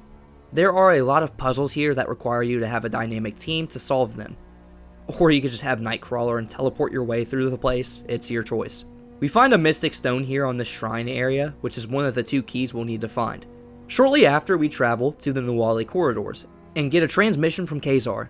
He asks us to help find his father's stash of anti-metal before the forces of Mr. Sinister can get to it, and potentially replicate it. Apparently Mikhail has hid the anti-metal, so now it's our job to find it and get it back to Khazar. The mission briefing for this mission has some of my favorite dialogue in the game here. Most impressive, Wanda. You are as intelligent as you are lovely. Why, thank you, Colossus. Hey! What's going on here? I mean, if you look past the fact Colossus is big and handsome and rugged, what's he got that I ain't got? It is indeed mind-blowing, isn't it, Toad? Oh, Toad. Never change. Toad! Hop around as a tongue slashing, mucus spitting, and instigating vile little mutant. You getting tired, mate? His tongue can whip enemies off of the ground. His tongue strike can readjust an enemy's face. His back legs are pretty powerful as well. Beware his leaping attack.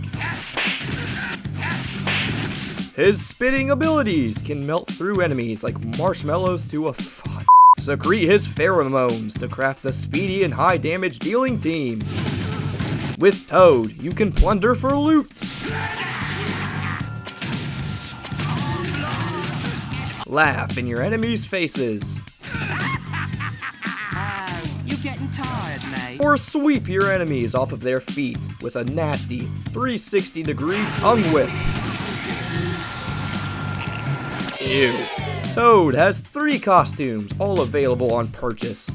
Just dial 1-800-LUV-TOAD. Sheesh, what is up with this TV? Sorry, anyways. We can find the second key we need to get into the inner sanctum in the middle of this room, but taking it instantly sets off a trap where an energy demon pops up from out of nowhere. Other than that, the corridors are a relatively short area. We head into the elemental tomb and come across a pretty cool puzzle involving 4 elements and their respective skulls. We have to collect all 4 of these skulls by using different heroes' powers and unique abilities. We need a hero with flight to get the wind skull, a hero that can dish out some good damage to get the earth skull, we need Iceman to get the fire skull, and a hero who can build bridges or fly to get the water skull. Once you get all of the skulls you need to bring them to this middle room here, individually place all of them, and then the anti-metal will finally show up. And it's called Vibranium. I'm very certain this is not the same Vibranium mentioned in Black Panther, as this metal's properties are completely different than the Vibranium associated with Black Panther. I like this mission. It's nothing crazy or complicated, but uses the mechanics of the game to offer a change of pace, putting more emphasis on puzzles instead of just focusing on combat. We grab the anti-metal and get a good amount of experience, and if we return to Khazar in the hub area, we can get even more experience. Now that we have both keys for the inner sanctum, we can travel to the Nuwali Gateway. We can bruise up some enemies, dodge some fire traps, and come across a maze with some experience points at the end of it. You can destroy the walls of the maze, so it kinda defeats the purpose of it. I probably shouldn't even call it a maze. There's also this area with a lot of places to fall off, which happened to some of my heroes here. Whoops. It's still worth going through this area, even if some heroes fall off, because there's a lot of collectibles and tech bit stashes. Next to this extraction point, we can find a lever that activates a gateway to the end of the maze that we came across earlier.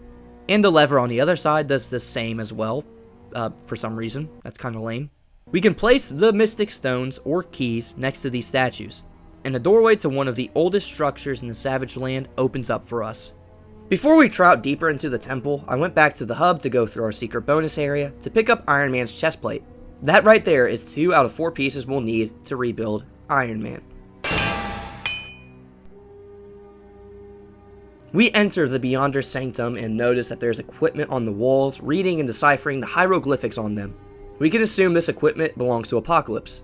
And is Apocalypse really going to let this equipment go unguarded? No. There's this guy named Omega Red who drops a bomb on us that Beast is helping Apocalypse decipher what's on these walls. Then he drops the even bigger bomb on us that the previous scientist Apocalypse had for the job was eliminated for not being able to do it. And Beast may share the same fate once the machinery is done deciphering. Omega Red is a glass cannon. He has a low amount of health, but can dish out some heavy damage. Other than that, he's no match for the teleporting slobber combo. Such a wild name. Now that Red's out of the picture, we must enter this portal that takes us to Mikhail's warship. As soon as we enter, we get interrupted by the Three Stooges. I find it funny that they're all unnamed and just have numbers to them, but they aren't hard to take down at all. After that encounter, I tried to cheese the usage of the limited extract point by using a blink portal in the boss area, but for some reason, those are also down when you're in these arenas. Oh well, guess it makes sense. We eventually come face to face with Mikhail, and he drops the news on us that Beast is actually dead? There's no way. It seems like it's time for vengeance for our heroes, and this kicks off the fight.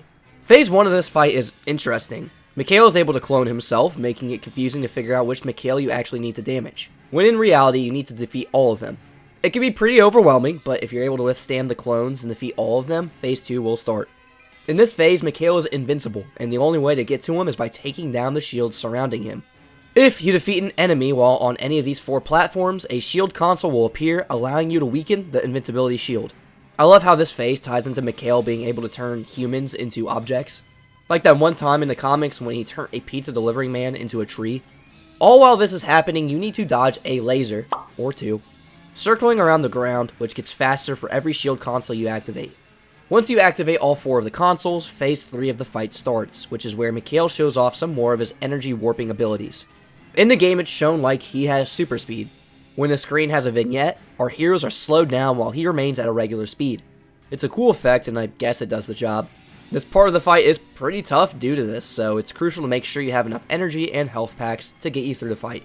We eventually defeat Mikhail and take down the second horseman of Apocalypse. We can find Beast in a back room after having an encounter with Natasha Korwich, who tells us that Beast has been in this poison chamber for about 5 minutes, which makes him as good as dead. She disappears and never makes another appearance in this game, which was odd because she was a named character, but that's not important right now. Beast is probably dead. We can destroy the chamber, which reveals to us that Beast is actually alive. Mainly because he could hold his breath for a long amount of time due to his daily lapse in the pool, and because he's been able to hold his breath for like 10 minutes since he mutated. Due to Destiny's vision, it's odd that it showed Beast as dead, but since we just saw Beast sprawled out on the floor like a dead bug on a highway, it really did look like he was dead. We can ask Beast for more information about what happened to him in captivity. The hieroglyphics on the wall had instructions to build a machine. Beast doesn't know exactly what the machine does due to him only working with a part of the hieroglyphics. We still don't know for sure what Apocalypse wants with Quicksilver and Polaris, but it may have something to do with this machine Apocalypse is attempting to build. And just like that, that's all of Act 2. Let's go ahead and move on to Act 3 by talking to Professor X, which initiates a pretty shocking cutscene. HQ, this is Red 7 on patrol. We got a heavy storm front coming up. Other than that, all's quiet. Wait a minute. We got bogeys, hundreds of them. HQ, what are my orders?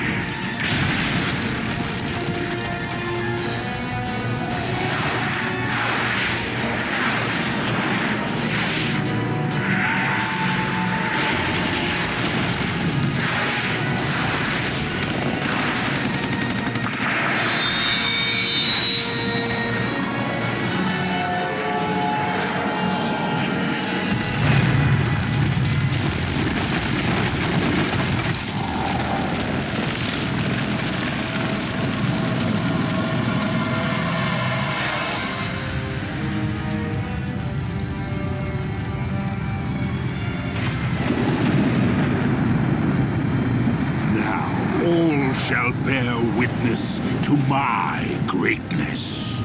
I hold their leaders powerless, and their mightiest city is under my control. Soon I will show this world a war, the likes of which has never been seen. I will weed out the weak and inferior, so that only the strong survive.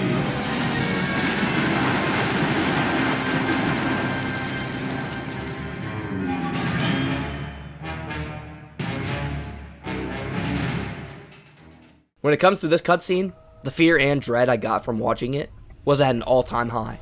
Apocalypse has started his invasion on New York City. This cutscene really invokes a sense of, oh shoot, we need to get this done now. It really shows the stakes of this invasion here. Anyways, we can talk to Professor X, who lets us know a bulk of the information after the cutscene is over. Currently, we're in an old abandoned Weapon X facility in Canada, as Apocalypse has started his attack on New York City. Some high-ranking leaders in New York have mysteriously fallen into comas, which for now we have no clue on how this happened. What we do have information on is how Apocalypse is planning on attacking major cities around the world. Therefore, we need to disable his military infrastructure, which are located in two facilities here in Canada, the Core and the Infinite Factory. The Infinite Factory is where Apocalypse is generating his army, which consists of humans who are cloned and aided by cybernetic implants and an impeccable genetic structure. We can talk to Heather Hudson to get more information on the factory, and she lets us know that her husband, codenamed Guardian, was last seen there, and she would like us to make sure that he's safe. Apparently, an AI-powered supercomputer of Mr. Sinister runs the place, so we need to destroy this computer to stop the production of the Infinites. For the other location, which is called the Core, we can learn that it's a nuclear plant in Ontario, and it acts as Apocalypse's main source of energy. We can talk to Angel about this place and get a radio from him. Forge will be communicating with our group through this radio when we're at the Core. Apparently a guy named the Sugar Man is guarding this place, and if you know Sugar Man, well, you're in for a real treat later once we get to him. While talking to Angel, we can discuss how risky he's been recently, going out on these one-man scouting reports, and later this will be an important detail. Anyways, to get to both of these places, we must take the X-Jet, which is being piloted by Havoc out of all people. In the last game, Havoc was working with the Brotherhood for a good amount of time during that game, until he tried to stand up to Magneto. That didn't go well, and now he's back with the X-Men, and needs to gain their trust, so they let him pilot the X-Jet. Alright, I'll be honest here, I'm not the biggest fan of these two areas other than the two major bosses in them, so I'll try to be brief when going through these areas. The reasons why boils down to how long and drawn out these areas are, and how the level design and environment just feels lackluster compared to previous areas we've been to in this game. There's also not that many character-specific puzzles, and it feels like just a combat simulator. This is also the point in the game where I really felt the objective system kind of wearing down on me a bit. I noticed a lot of these missions have a go here, do this, come back structure to them. And while there isn't anything wrong with this mission structure itself, when you add in a lackluster environment and an area to play through, well, it just kind of draws on you a bit. Anyways, we'll start with the Core first, then go to the Infinite Factory, so let's do it. Throughout our time in the Core, Forge will guide us through many objectives to shut down the power plant for good. These objectives involve attaching Forge's transceiver into a console, destroying consoles to break through security, disabling reactors, and destroying the primary power to the plant. In this area, you'll be fighting these really annoying enemies called Undercloaks, who are honestly the most annoying enemy in the game. They have like this shield or something that gives them a huge damage reduction, so it takes some time before you can actually beat these guys down.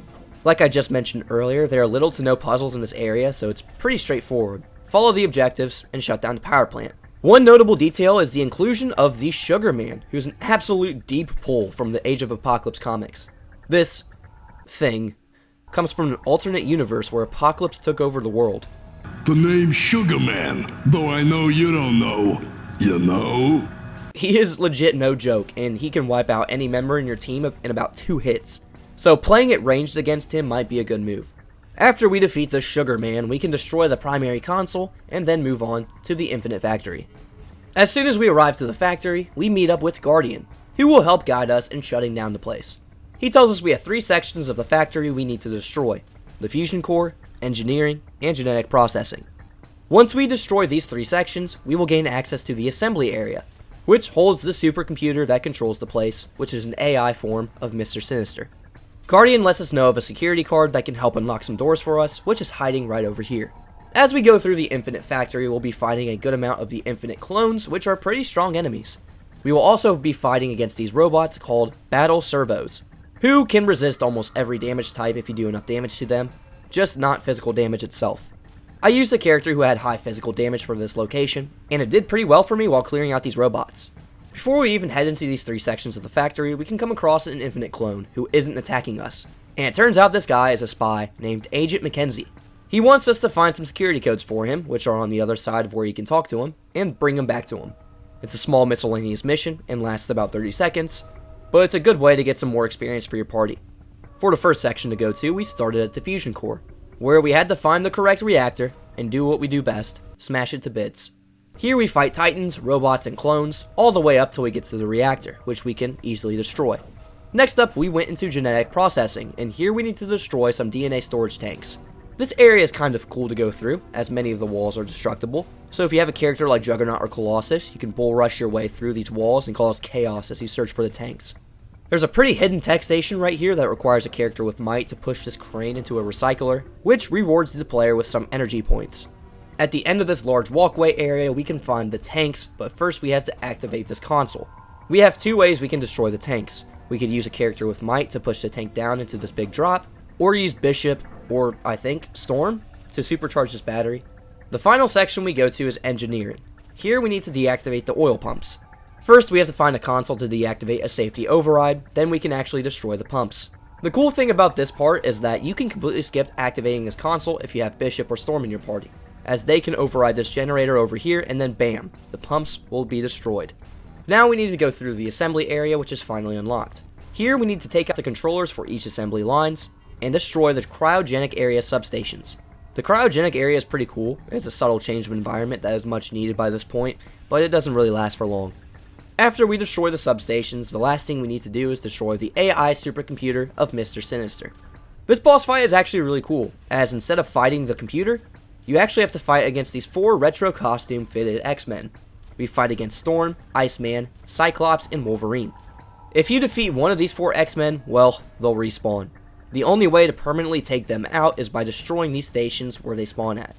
This fight kind of requires you to strategize on who you should take out first. Iceman can be really annoying due to his freezing abilities, so taking him out first, then maybe dealing with Cyclops after, might be a good tactic. Once you do that for all 4 and defeat all 4, you will achieve victory. We are done with the Infinite Factory. Once we return to the hub area, we can talk to Angel and Heather Hudson for updates to both missions. Professor X lets us know that Emma Frost uncovered a temple where her former rogue students, dubbed the Stepford Cuckoos, are hiding out. She needs our help stopping them, as she has suspicions that they were the reason these high-ranking leaders in New York City fell into comas. The Madri Temple is easily the best location in this act. While the core and Infinite Factory felt bland and uninspired in their missions and looks, the Madri Temple has a drastic environmental change, and the objectives within it are more interesting than the other 2 places. For background on the Stepford Cuckoos, well, they are 3 sisters who left the Xavier Institute after their 4th sister was killed in a mission, blaming the loss on Emma Frost. Since then, they've went rogue, and are now working with Apocalypse and the unnamed 3rd Horseman of Apocalypse. When we first arrive to the area, Emma lets us know that she's searching for the students on her own, so it's up to us to come find her. We encounter a Madri priest, who is upset we are desecrating the Holy Temple of Apocalypse, and shows us how upset he is by attempting to attack us. It's a pitiful show of power from this one. We'll be fighting all sorts of priests here, as well as these annoying hellhounds that slow our characters down if they hit us. There are 5 artifacts we need to find in various places in the temple. The artifact of the body, rage, heart, soul, and mind. With the last one unlocking the doors to the Stepford Cuckoos after we have the first 4 artifacts. Once we find an artifact, we can place it on the respective altar, and we'll have an encounter with one of the Cuckoos, who taunt us to keep us off balance, as Emma calls it. We can come across Emma near the end of this location here, and she tells us she came across 3 machines called Mini Cerebros, that apparently caused the leaders to go into comas. It's our job to find them and destroy them. These Mini Cerebros were probably created by Apocalypse when he raided the X-Mansion and took Cerebro itself. For some reason, Emma refuses to help us again, and we continue on through the other areas to grab the artifacts and destroy the Mini Cerebros. The Madri Cloisters are a cool area to go through. It's built like a spiral and you start from the inside of it, giving tech bit offers to altars to open up certain doors, which can lead to collectibles and even an artifact. Or you can just teleport through the locked doors with Nightcrawler. Also in this big room, we can interact with these 4 altars in the corners and get some more information on the birthing of Apocalypse and his mindset. Another cool instance of driving the plot forward arrives when we are in the Madri Conclave, as there are various books around here that describe the 4 who are one. The first and second hero to be kidnapped have already been identified to be Polaris and Quicksilver, but the third and fourth are still a mystery to us. The game hints at who they are, but doesn't fully reveal it to us just yet. For example, the third hero is someone with wealth and has a powerful will, and the fourth is someone with animal strength and ferocity. The foreshadowing here is a nice touch, and it's really cool to see on a second playthrough, as I already know who the other 2 people are. In the Divine Sanctuary, we must pick out which of the 6 artifacts is the real one, as the others are decoys that set off traps if we pick them up. However, the real one is always in the upper left corner, so if you know that, you can just go grab that one. To get the last artifact we need to go to the Meditation Chamber, and open up these 4 gates with these 4 levers all around the area. Once we do so, we can finally access this door right here and place the artifact of the mind. And Emma lets us know that she found another way in. Oh, and she's captured now. Great. Alright, well let's not be too quick on saving her. First we need to go back to the hub area and go through this super secret bonus area. I think saving Iron Man is higher on my list of priorities. In this bonus area, we are able to grab Iron Man's helmet, which gives us 3 out of the 4 pieces we'll need to rebuild Iron Man. We can head into this Citadel area and finally encounter the Stepford Cuckoos.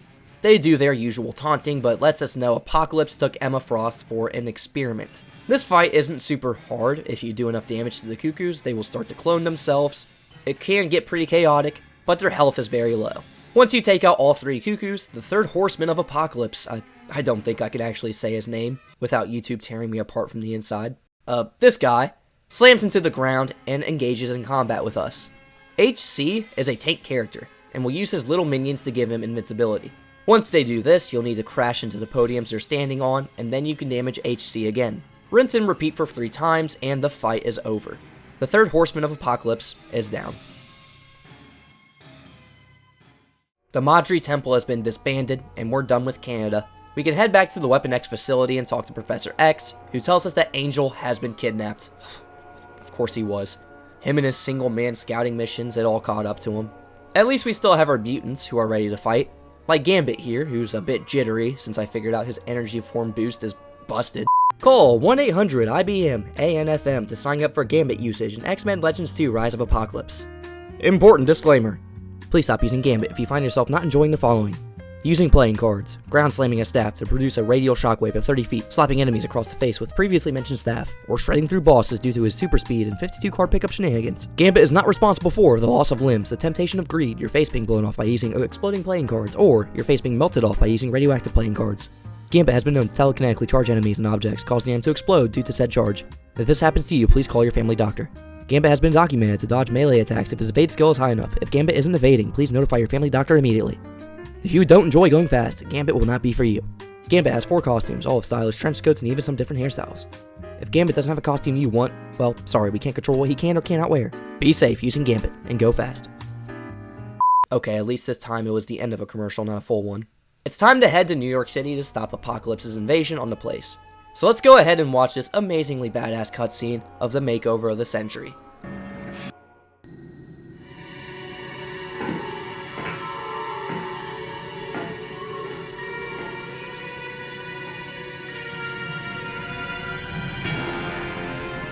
How may I be of assistance?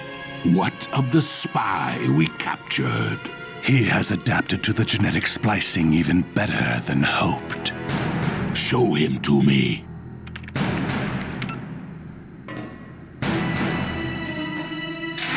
Angel, come forth and meet your master.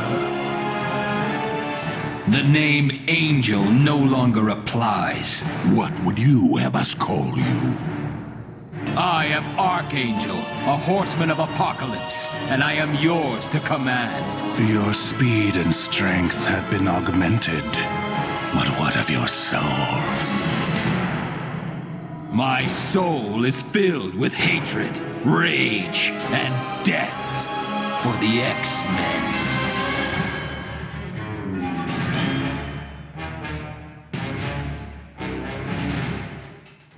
This is yet another amazing cutscene, and it's probably my second favorite in the game. Archangel is here, and he's rotten to the core. Right after the cinematic cutscene, we get a cool in-game cutscene showcasing the ruins of the X-Mansion, as our party sadly looks on to the rubble of what some of them called their home. I gotta say, this is probably the coolest looking hub area in the game for me. It may not be the most convenient, as a lot of the features are spread out and not compact, similar to the Weapon X facility we were just in, and completely unlike how they were in Genosha or the Savage Land, but this hub area just feels cool. It wouldn't be an X-Men game if we didn't visit the X-Mansion at least once, even if it's in a state like this. Professor X has made it a priority that we save New York City before trying to save the mutants who have already been captured. He tells us for our first 2 missions, we can talk to Mora or Havoc. If we talk to Mora, she'll give us information on how to enter Apocalypse's tower, but it involves us talking to Sebastian Shaw. And if you know who this guy is, well, he's one nasty person. Shaw doesn't like the X-Men, but he hates Apocalypse even more. So for now, he's on our side. Apparently he knows of a way we can get into the tower, but getting into the city will be no easy feat due to how heavily guarded it is. Mora states that we must crawl through the sewers, yes, the Morlock sewers, to find Shaw in the city. Look, I'm not excited to return to the sewers again in this game, but we'll get to that when we do. There's a convenient entrance to the sewers next to the X-Mansion when we're ready to start that mission. I love how if we advance some of Mora's dialogue, she brings up how Marrow is actually helping the humans of New York City. This is because of how in a previous game we saved her from the Gerso soldiers, and she's trying to pay that kindness forward. I like how the events of the first game aren't overlooked, and they actually showed an effect of what we did for her last game. While Mora's mission is required to advance the main story, I'm actually more excited for the mission Havoc has for us, which is not a required mission. With that being said, it's a mission I'll do every time because it's a really cool experience. We are required for a rescue operation on some defense platforms Apocalypse set up along the coast of New York City. However, we will be doing this operation with Sentinels, which are mutant killing machines. Havoc reassures us that the programming for the Sentinels has been altered so they won't attack us.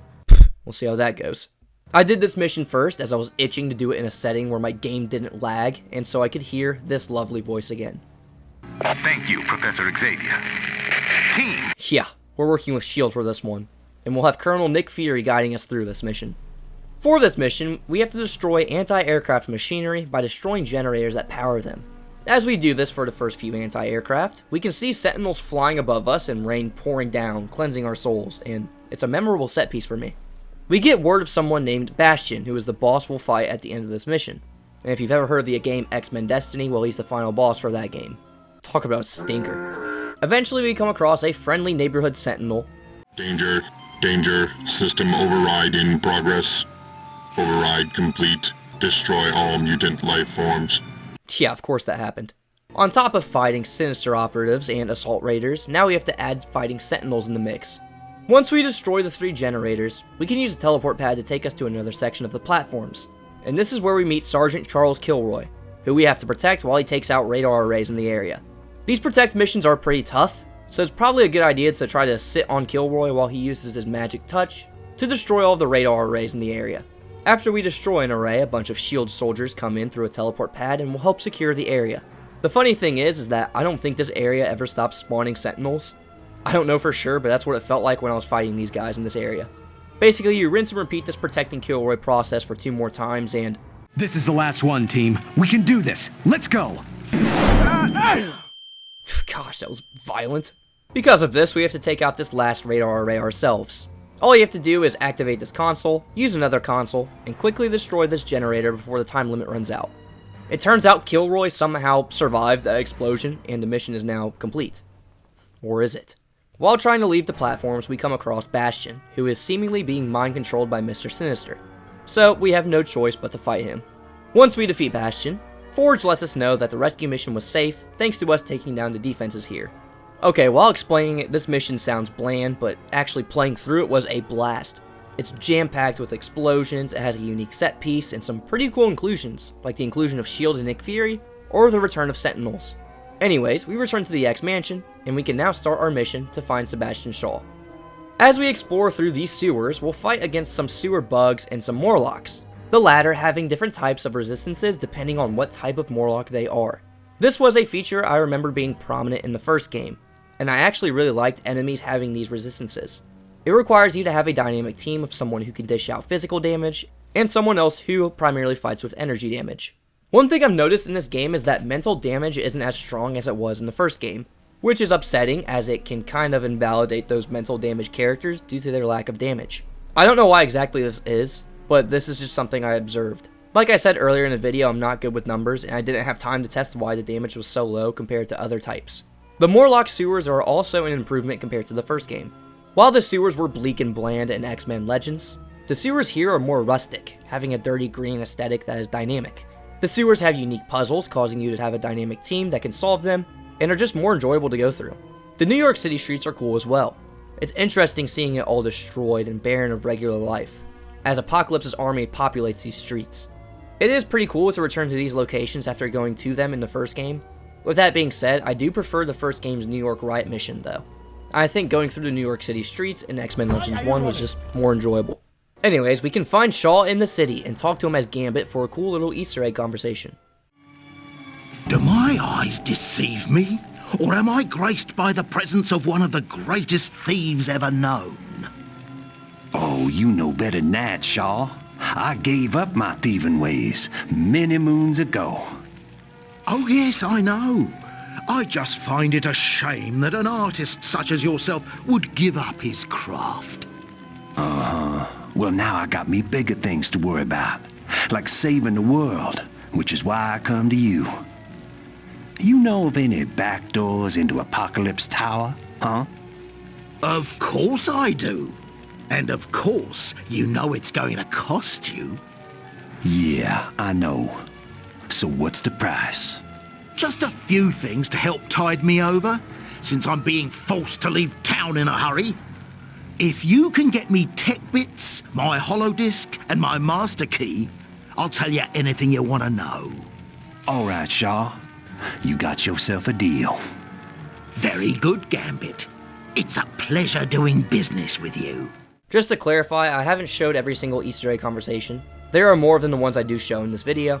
As you see here, I compiled a list of all the conversations you can have if you have a certain mutant in your party. So if you're interested, you can check them out. I just showcased the ones I found interesting for this video. Shaw doesn't want to give us the information to enter Apocalypse's tower too easily, as he requires us to collect some things for him before he gives us the information. We need to find a tech bit stash, a master key, and a holodisc. The tech bits and master key are easy to come across, but the holodisc requires our heroes to find some infinite costumes lying around and do an incognito mission to get it.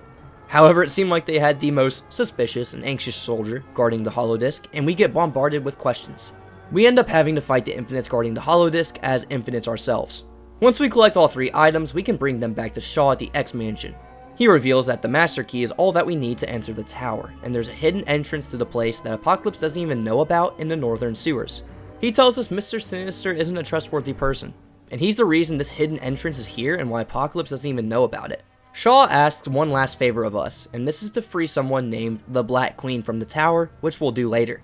We actually have another mission we can pursue before we even enter the tower. There's actually another portion of the sewers we can enter called the Western Sewers, and at the end of this location we can come across Banshee, a mutant who can scream louder than a terrible 2-year-old throwing a tantrum, and apparently he was trapped in some sort of prison holding something called a brain trust. The brain trust is sapping the prisoner's will, and Banshee trusts that we will destroy the brain trust and save the prisoners being experimented on through it. The locations we go through for this mission are eerie, decrepit, and dilapidated. As you traverse through these areas, it feels like you're in a location set for a horror movie, and I'm all for it. We'll fight demons, titans, behemoths, and Forsaken here, as well as fighting a big door that we need to break down to enter the area where the brain trust is being held. We enter the brain trust and Banshee lets us know that a villainous devil named Strife is up ahead, and to defeat him we'll need to deactivate some consoles that are controlling the brain trust. We'll need security codes from certain enemies we'll defeat to use these consoles. We can use one of the consoles and get a creepy in-game cutscene of a tank with an actual brain inside of it smashing, and the brain just squishes onto the floor. Pretty weird stuff.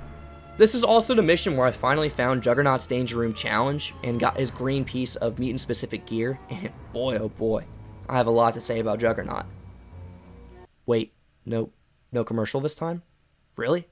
Okay, so Juggernaut might be my most played character in this game, and hey, you! Who, me? Yeah, you. Have you ever wanted to get big? Yeah! Well, aren't you lucky, as we have an exclusive offer for you. Juggernaut's new workout plan. While under Juggernaut's new workout plan, you'll be able to move heavy weight like it's nothing. With Juggernaut's new workout plan, you'll be put to the test by boxing. Juggernaut can teach you a variety of different punches you can pull off, whether it's a quick or effective jab, a spinning left hook, a dominant right hook, or a continuous left-right punch combo. Juggernaut will teach you his boxing ways. Juggernaut loves his medicine ball workouts. After all, getting a six-pack is important to that Juggernaut look you're going to want to obtain. Juggernaut doesn't slack on his cardio. With his bull rush skill, he'll be able to teach you to keep that stamina up, even by running through walls and other things. To learn the passive ways of Juggernaut, okay. Let me break character real quick and say that these are all musts to put points into. These passive skills make Juggernaut absolutely busted. I'm sorry, where were we? Oh, yeah. To unlock the inner mechanisms of Juggernaut's mind, well, that's not included in the original package. However, if you subscribe to the Juggernaut Reloaded package, you'll be able to rip open a portal to the Crimson Cosmos, just like Juggernaut will do if someone takes his bench press from him. With this special subscription, Juggernaut will also show you how to rightfully react if someone is standing in front of the dumbbell rack, while you're trying to put your own dumbbells away. Juggernaut has many different costumes for you. You may not look as good as he does in them, but he is giving you them for free if you subscribe to any subscription status of Juggernaut's new workout plan. You know what? Yeah, that commercial said it all. I'm not even mad about that one. Anyways, by using all of the consoles and by creating our own demon who will aid us in the fight with Strife, we eventually come across him, and Toad finally gets an Easter egg conversation. What is such a tiny man doing in my domain? Certainly you haven't come to fight me. Have you come to swear your allegiance to me, little one? My name's Toad, you git. And you know what I come here to do? I'm gonna give you a major thrashing. You hurt me? Surely you jest. I don't mind jesting for Magneto and the Brotherhood, but with you, I'm deadly serious. I too am serious, Toad. Serious when I say I'm going to inflict as much pain on you as I possibly can. I will destroy you. I will annihilate you. I will utterly crush you into the dirt. Well, you certainly talk a good fight. I'll give you that. You fool. Perhaps you aren't aware that in addition to my own abilities, I also have the enormous power of the Brain Trust to call upon. What the bloody heck is a Brain Trust? It is a creation of Mr. Sinister's that has a way of psychically calming the prisoners. But it will also aid me in battle. All right, pretty boy. Maybe you got one on us, and maybe you don't, but we're gonna find out. The Strife fight is pretty cool. He doesn't have a lot of health, but to combat against that, the Brain Trust will keep reviving him unless we destroy the rest of the tanks holding the brains. Strife has a powerful radial attack, and another attack that can hold our character up in the air and throw them. Once we smash the brain tanks to bits, we can defeat Strife and foil the Brain Trust plan, allowing the prisoners here to leave without issue. Now that the Brain Trust is out of the picture, we must find the hidden entrance to Apocalypse's tower in the northern sewers, which we can access right here. Look, I was as shocked as you might have been seeing him in this game. I'll talk about Deadpool more in my Marvel Ultimate Alliance retrospective, which I for sure plan on doing if this video does well. But let's talk about his appearance in this game. The voice actor for Deadpool here is John Cassier, and I think before this, Deadpool didn't really have a voice. Yeah, he may have been prominent in the comics, but the performance John Cassier gives off for Deadpool is outstanding. You guys look like the cast of a really bad sitcom. Ooh, I know. I could be the wacky neighbor who winds up killing you. That ought to get your ratings up. The sarcastic and psychotic character Deadpool is needed a sort of unhinged yet human voice that Mr. Cassier pulls off so dang well. So very well that he returns for the roles in the first and second Marvel Ultimate Alliance games.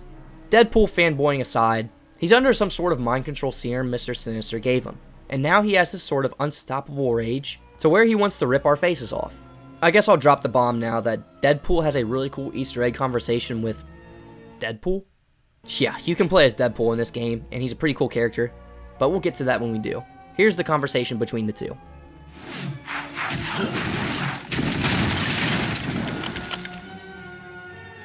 Wow, is like really freaky. I could swear I know you from somewhere. Did we go to law school together? I know what you mean. I've seen you before, but I just can't place your face. Weren't you in my origami class last fall? Wait a minute. Now I know where I've seen your face. In my mirror every morning. Heavens to Murgatroyd! That's it! You're me! No. I beg to differ. You are me. Come on, let's not quibble over details when we have such a huge philosophical conundrum here. What do you say when you meet yourself? How about, you're looking good? Works for me. Well, now I have to kill you.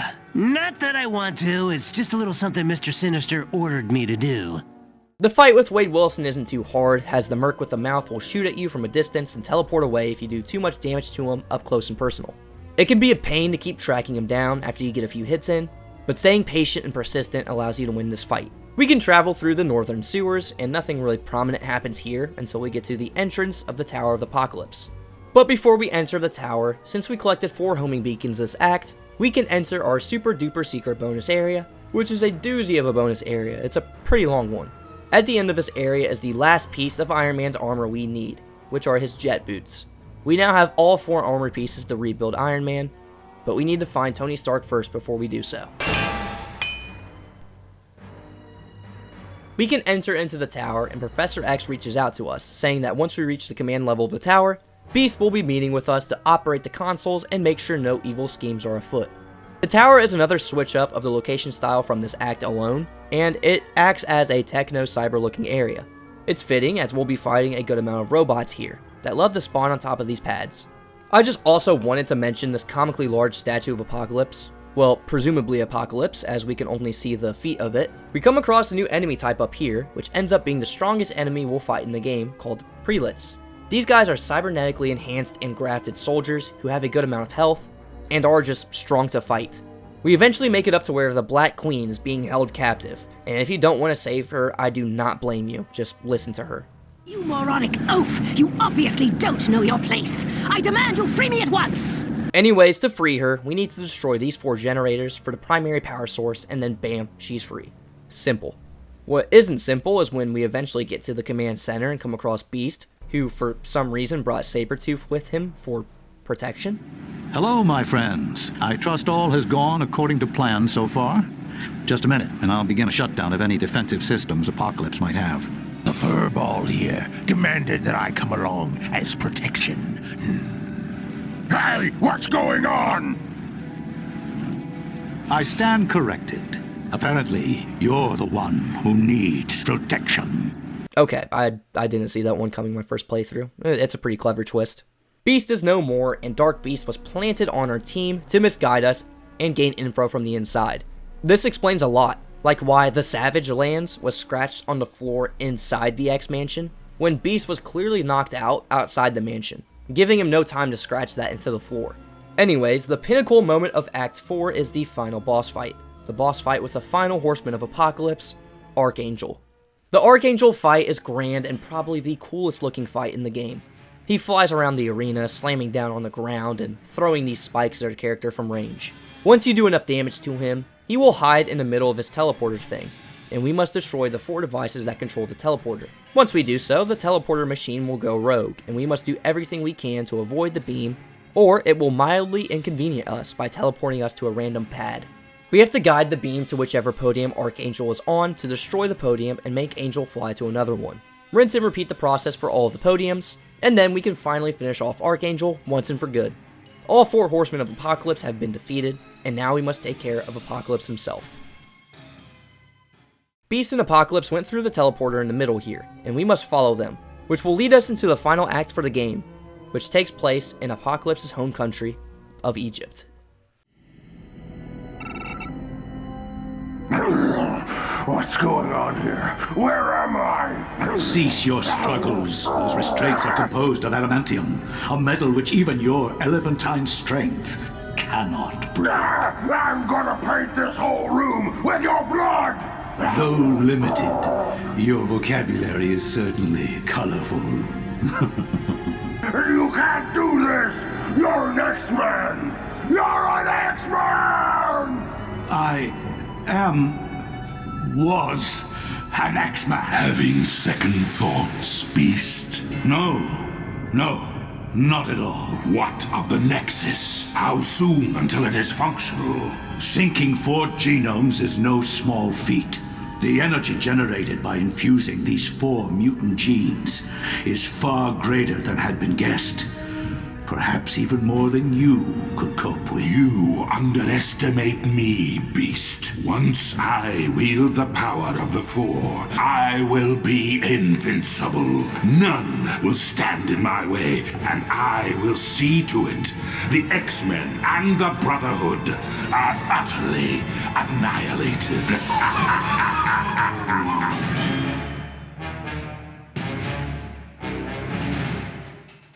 Yet again, another great cutscene which sets up the final act of the game very well. I love how we can get a good look of the 4 who are 1 in the tanks here, especially Quicksilver and Polaris, as they aren't shown in game at all, which is sad.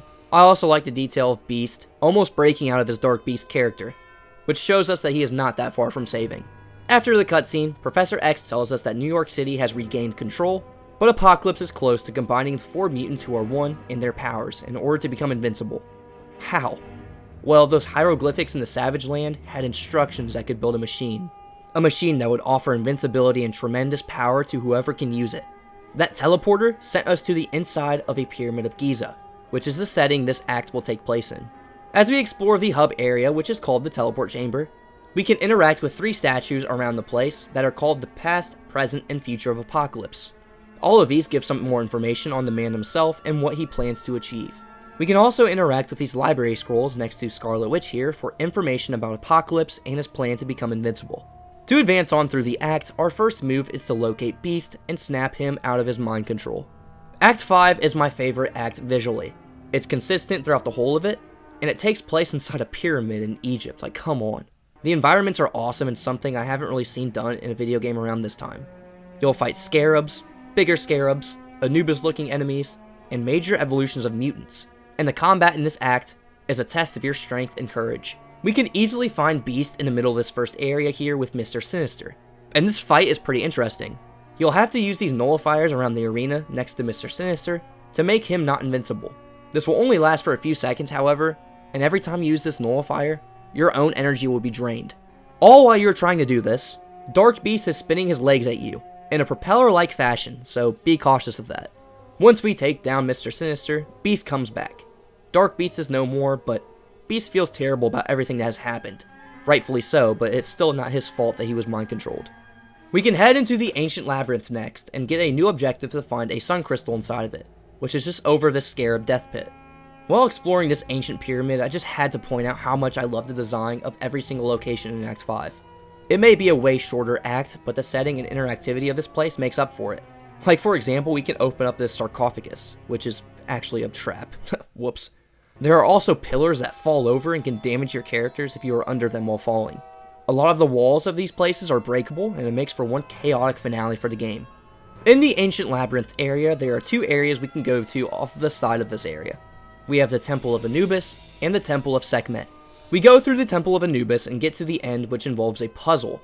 Well, the puzzle involves breaking all 4 of the horseman statues here, and then we can move this mirror which activates a door in the Ancient Labyrinth.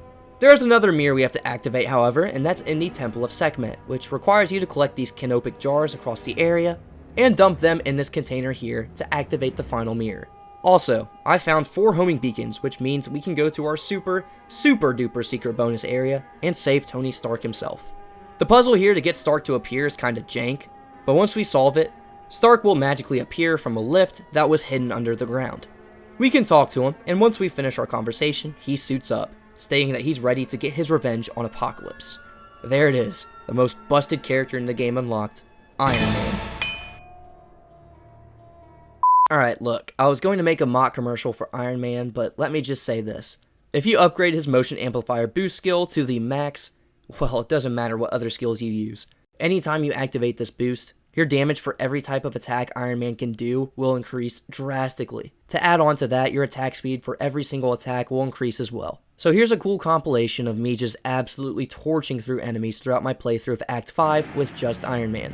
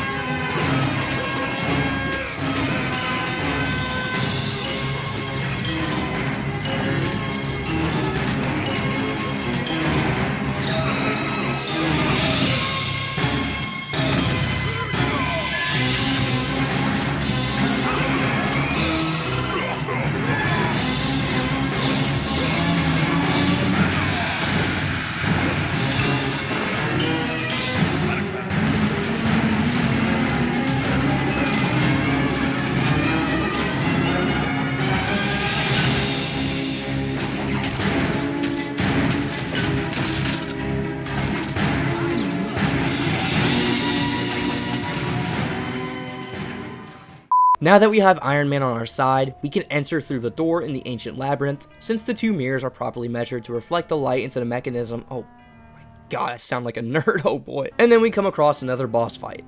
Wow, this guy's huge. The living monolith is an ancient being who seems scary at first due to his size. However, this fight becomes trivial once you raise the podiums of light here, which will shrink the monolith and make him take more damage. Defeating him is cake. The real fight is about to begin. The final showdown against Apocalypse. But before we do that, we have some Danger Room challenges to knock out, just so we can unlock Professor X. Oh, but no commercial. Well, that's a new one. Seems like they only have one ad slot per act. Anyways, I wish Professor X was just better. For all the effort you have to put into unlocking him, he kinda comes off as lackluster. Still, he can be a speed demon if you put points into his clairvoyance passive, and he has some cool looking moves. I just wish he did more damage. Alright, it's time. The Apocalypse fight is magnificent, mainly because its presentation is absolutely great, and Apocalypse is really just a menacing villain in general. Because I think you're going to find this fight an exception. Exceptionally painful. Okay, that line was terrible. He uses the harmonic powers from the 4 mutants he kidnapped, which in turn just makes him infinitely respawn and grow super big. We get to a point where just brawling with him won't work, so we need to actually go inside the machine here, and we will obtain the powers of the 4. Basically what this does, it will set our character's equipped skills to the following 4 abilities on the screen here. The fact that this feature was added just for this final battle makes this a pretty memorable moment, as using these 4 powers are pretty sweet. You can't use these powers forever, but you can increase the little bar next to our extreme squares by defeating an enemy and picking up the respective harmonic DNA orb they can drop. We need to take down the generators, which are on both sides of the map, but we can only damage them once we whittle down Apocalypse's health bar, as he likes to follow us to guard these generators. Once we destroy both generators, Apocalypse will not be invincible anymore. The catch, however, is that he will spawn his 4 horsemen to aid him in this final showdown. You can fight against the horsemen all you want, but instead of being taken out, they just turn into statues and respawn after a certain amount of time. So you kinda have to micromanage a little bit. You need to know when you can actually deal damage to Apocalypse, or if you should take out some horsemen first. This fight was made exceptionally harder because I forgot to load up on health and energy packs before it, so it was a pretty tense moment until I eventually laid the final blow on Apocalypse. It's over. Apocalypse has been defeated, the world is saved, and you are the hero. Congratulations.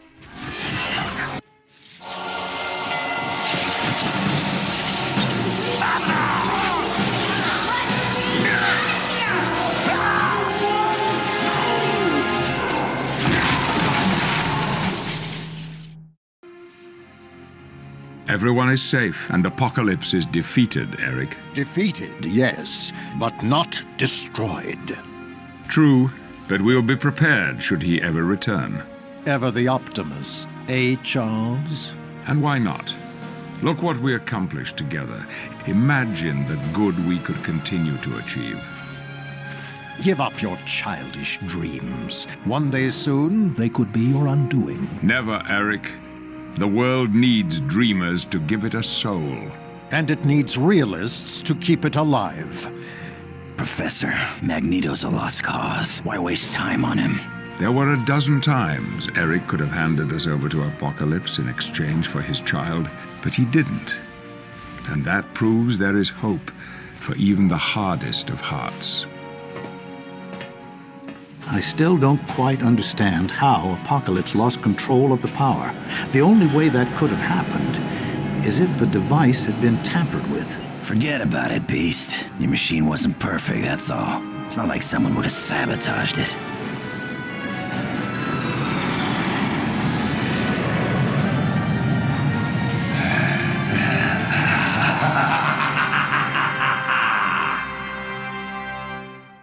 As soon as the final cutscene plays out, which seems to hint at Mr. Sinister betraying Apocalypse during that final fight, mainly because the machine actually had malfunctioned, the end credits start to roll. After the credits, it shows us that we have unlocked Deadpool. Deadpool as a playable character is just insane, and while he isn't the most busted character in the game, he is a welcome inclusion to the roster. We also get a notification telling us that we've unlocked Hard Mode, which you will unlock if you beat the game on normal difficulty. In Hard Mode, you can transfer over your save data into a new playthrough, which includes all of your character's stats, skills, levels, and gear. Think of it as an early prototype of what New Game Plus is for many games nowadays. There isn't anything super unique about Hard Mode, however I noticed the enemies are a little tougher, and every hero's resistances are automatically down by 25, if you don't have any skill or gear that increases those resistances. It's a welcome addition that allows you to play through the game with the 3 unlockable characters that unlock pretty late in the game, so I'm all for it. When it comes to other content you can do, you might have already done everything you wanted to do in story mode. You can go back and collect all of the collectibles if you missed those, or on the main menu there's a Danger Room multiplayer feature, which allows you to play as characters you aren't allowed to play as in the story mode. These characters only have 2 skills that are kind of repeats of skills story mode characters have, but it adds something else to do if you really love this game. You can also do couch co-op through this mode, which is pretty fun. There's apparently an online play feature, but I wasn't able to get it working to showcase it. Also, if you are interested and you're playing on the PC version, there is an active modding community on marvelmods.com, with many sorts of mods relating to the X-Men Legends games and the Marvel Ultimate Alliance games. It's pretty cool to see a community behind the game, so I definitely wanted to shout that out if you're interested in it. Also, if you are playing this game on the PCSX2 emulator, on RetroAchievements.com, there is an achievement set for this game, so if you are interested, you could definitely check that out and try to attain all these achievements. Alright, that pretty much sums up the story and my gameplay experience for X-Men Legends 2. This video is already running the length of some feature films, so let's wrap this up by talking about my positives and negatives of the game. Let me start out by saying I love this game to death, as I don't think I would have made a video like this in such depth if I didn't. So here are my positives of X-Men Legends 2. Let's start off by talking about the level design and how it's a major improvement from the first game. There are a vast amount of unique environments and visually unique locations that really bring you into the world of the Age of Apocalypse comics. I also love how the game rewarded you with certain collectibles by exploring and solving puzzles. Another positive for me is that all characters other than 3 special unlockable ones are available at the start of the game. You can play as a majority of the mutants as soon as you hit Act 1. It gives off a feeling of freedom on who you want to play as, and gives you more time to get accustomed to a specific character or even a specific team. Another positive for me is that the world building is great. This game is a love letter for the X-Men comics and the X-Men universe in general. The unique dialogue you can have with certain characters that are integral in the X-Men comics is such a nice touch. I love all the Easter egg conversations, and I especially love the mission briefings that are optional, but give some of these playable characters some character building. This one's a given. The cutscenes are outstanding. If you've watched them, you know what I mean. Another positive is that the Horseman fights and the final boss fight are solid. The Horseman fights are so memorable for me that I have saves before each one if I ever crave diving into them again. The same goes for the Apocalypse fight, which introduces a whole new mechanic just to take him down. They are some of the best fights in the Raven Software games, and it's sad to see how boss fights kind of dwindled in the later games. Another positive, Deadpool. Come on, it's Deadpool. This game brought him to the screen, and I love the inclusion of him in this game. It built the foundation for his inclusion in the next Raven Software game, which is also a plus in itself. I believe the New Game Plus mode, where everything carries over, is another positive. If you really enjoy this game like I do, then you have replay value for days. However, I wish hard mode did more than make the game harder. Dark Souls 2 is a great example on how to do a New Game Plus, and if you're interested, I'll put a video in the description explaining what makes that New Game Plus so good. Still, for the time the game came out, this is such a cool inclusion. I believe the moments of foreshadowing add a nice touch if you pay attention to the specific details. For example, when Mr. Sinister talks about how he would love to make a creature that mixes the abilities of Nightcrawler and Cyclops during the Act 1 Easter egg conversation between him and Nightcrawler. I believe the books in Act 3 that give us hints at who the other two mutants are that Apocalypse will kidnap is another clever example of foreshadowing. It's good writing and it keeps the player pulled in. While stuff like this may not be important during a second playthrough, that first playthrough experience when it comes to foreshadowing is really nice. It's time to talk about the collectibles and how awesome they are and worth collecting. Whether it's collecting the homing beacons to get a piece of Iron Man's suit so we can unlock him later on, the data disc, the danger room disc, the tech stations, or even the comic books and sketchbooks. I love the collectibles in this game. They are all rewarding and worth collecting. I believe the Beast twist is really cool and somewhat well done. The twist doesn't come off too forced, and it kind of fooled me during my first playthrough. I thought it was a pivotal moment in the story, and it was written very well. And my last positive is that the basis and source material of the game gives it such a memorable identity. I am actually infatuated with the Age of Apocalypse comic series now thanks to this game. It's just such a unique variation of the X-Men and has a really cool premise. Basing this game around that premise gives it a unique identity. While I do love this game, I can't ignore some of my gripes with it. To start, the gear system is super complicated and it drops way too much. I talked about this in depth in my gear section of the video, so if you're interested, please go back to that part. I think redistributing skills costing tech bits is annoying, especially since that price increases drastically after you just redistribute once. It would have been nice if this was just a free option, as it just leads to more freedom in how you want to build your character and exploring new skills. While the story has a much better premise than the first game, it can come off lackluster due to how it's presented. This was actually a new negative I wrote while I was making this video. This game has a issue of go here, do these things, then come back. What made X-Men Legends 1 better in its presentation was how everything was interwoven and demonstrated. Every mission tied into each other and built up off of the previous ones. And this game kind of does that, but it's presented in a worse way. A slight negative I have is that you can't redistribute stat points. While I get why you can't, for someone like me who, at first, wanted to dive super deep into the numbers and how some stats affect certain aspects of the game, this wasn't doable with the stat points being locked whenever you place them on a character and left the hero menu. I really don't have many negatives about the dialogue, but some of the dialogue can come off drawn out and long for no reason. Take for example this Madri Priest, who takes a long time to get through his dialogue that doesn't really do anything for me. There are some other instances of this happening, like the Three Stooges here before the Mikhail fight in Act 2, but I think this is an issue when regular enemies do this and not the bosses. And my final negative, I think it's really cool that you can play as Professor X, but he seems lackluster compared to the other unlockable characters as well as some of the other playable mutants in the game. This also ties into my negative about how much weaker mental damage based characters are. I think there may be a bug associated with this, I don't know for sure, but they just feel so much more weaker than other characters. What makes a good sequel? Does it expand upon the game before? Does it improve on the foundation the first game set? Does it add more functionality?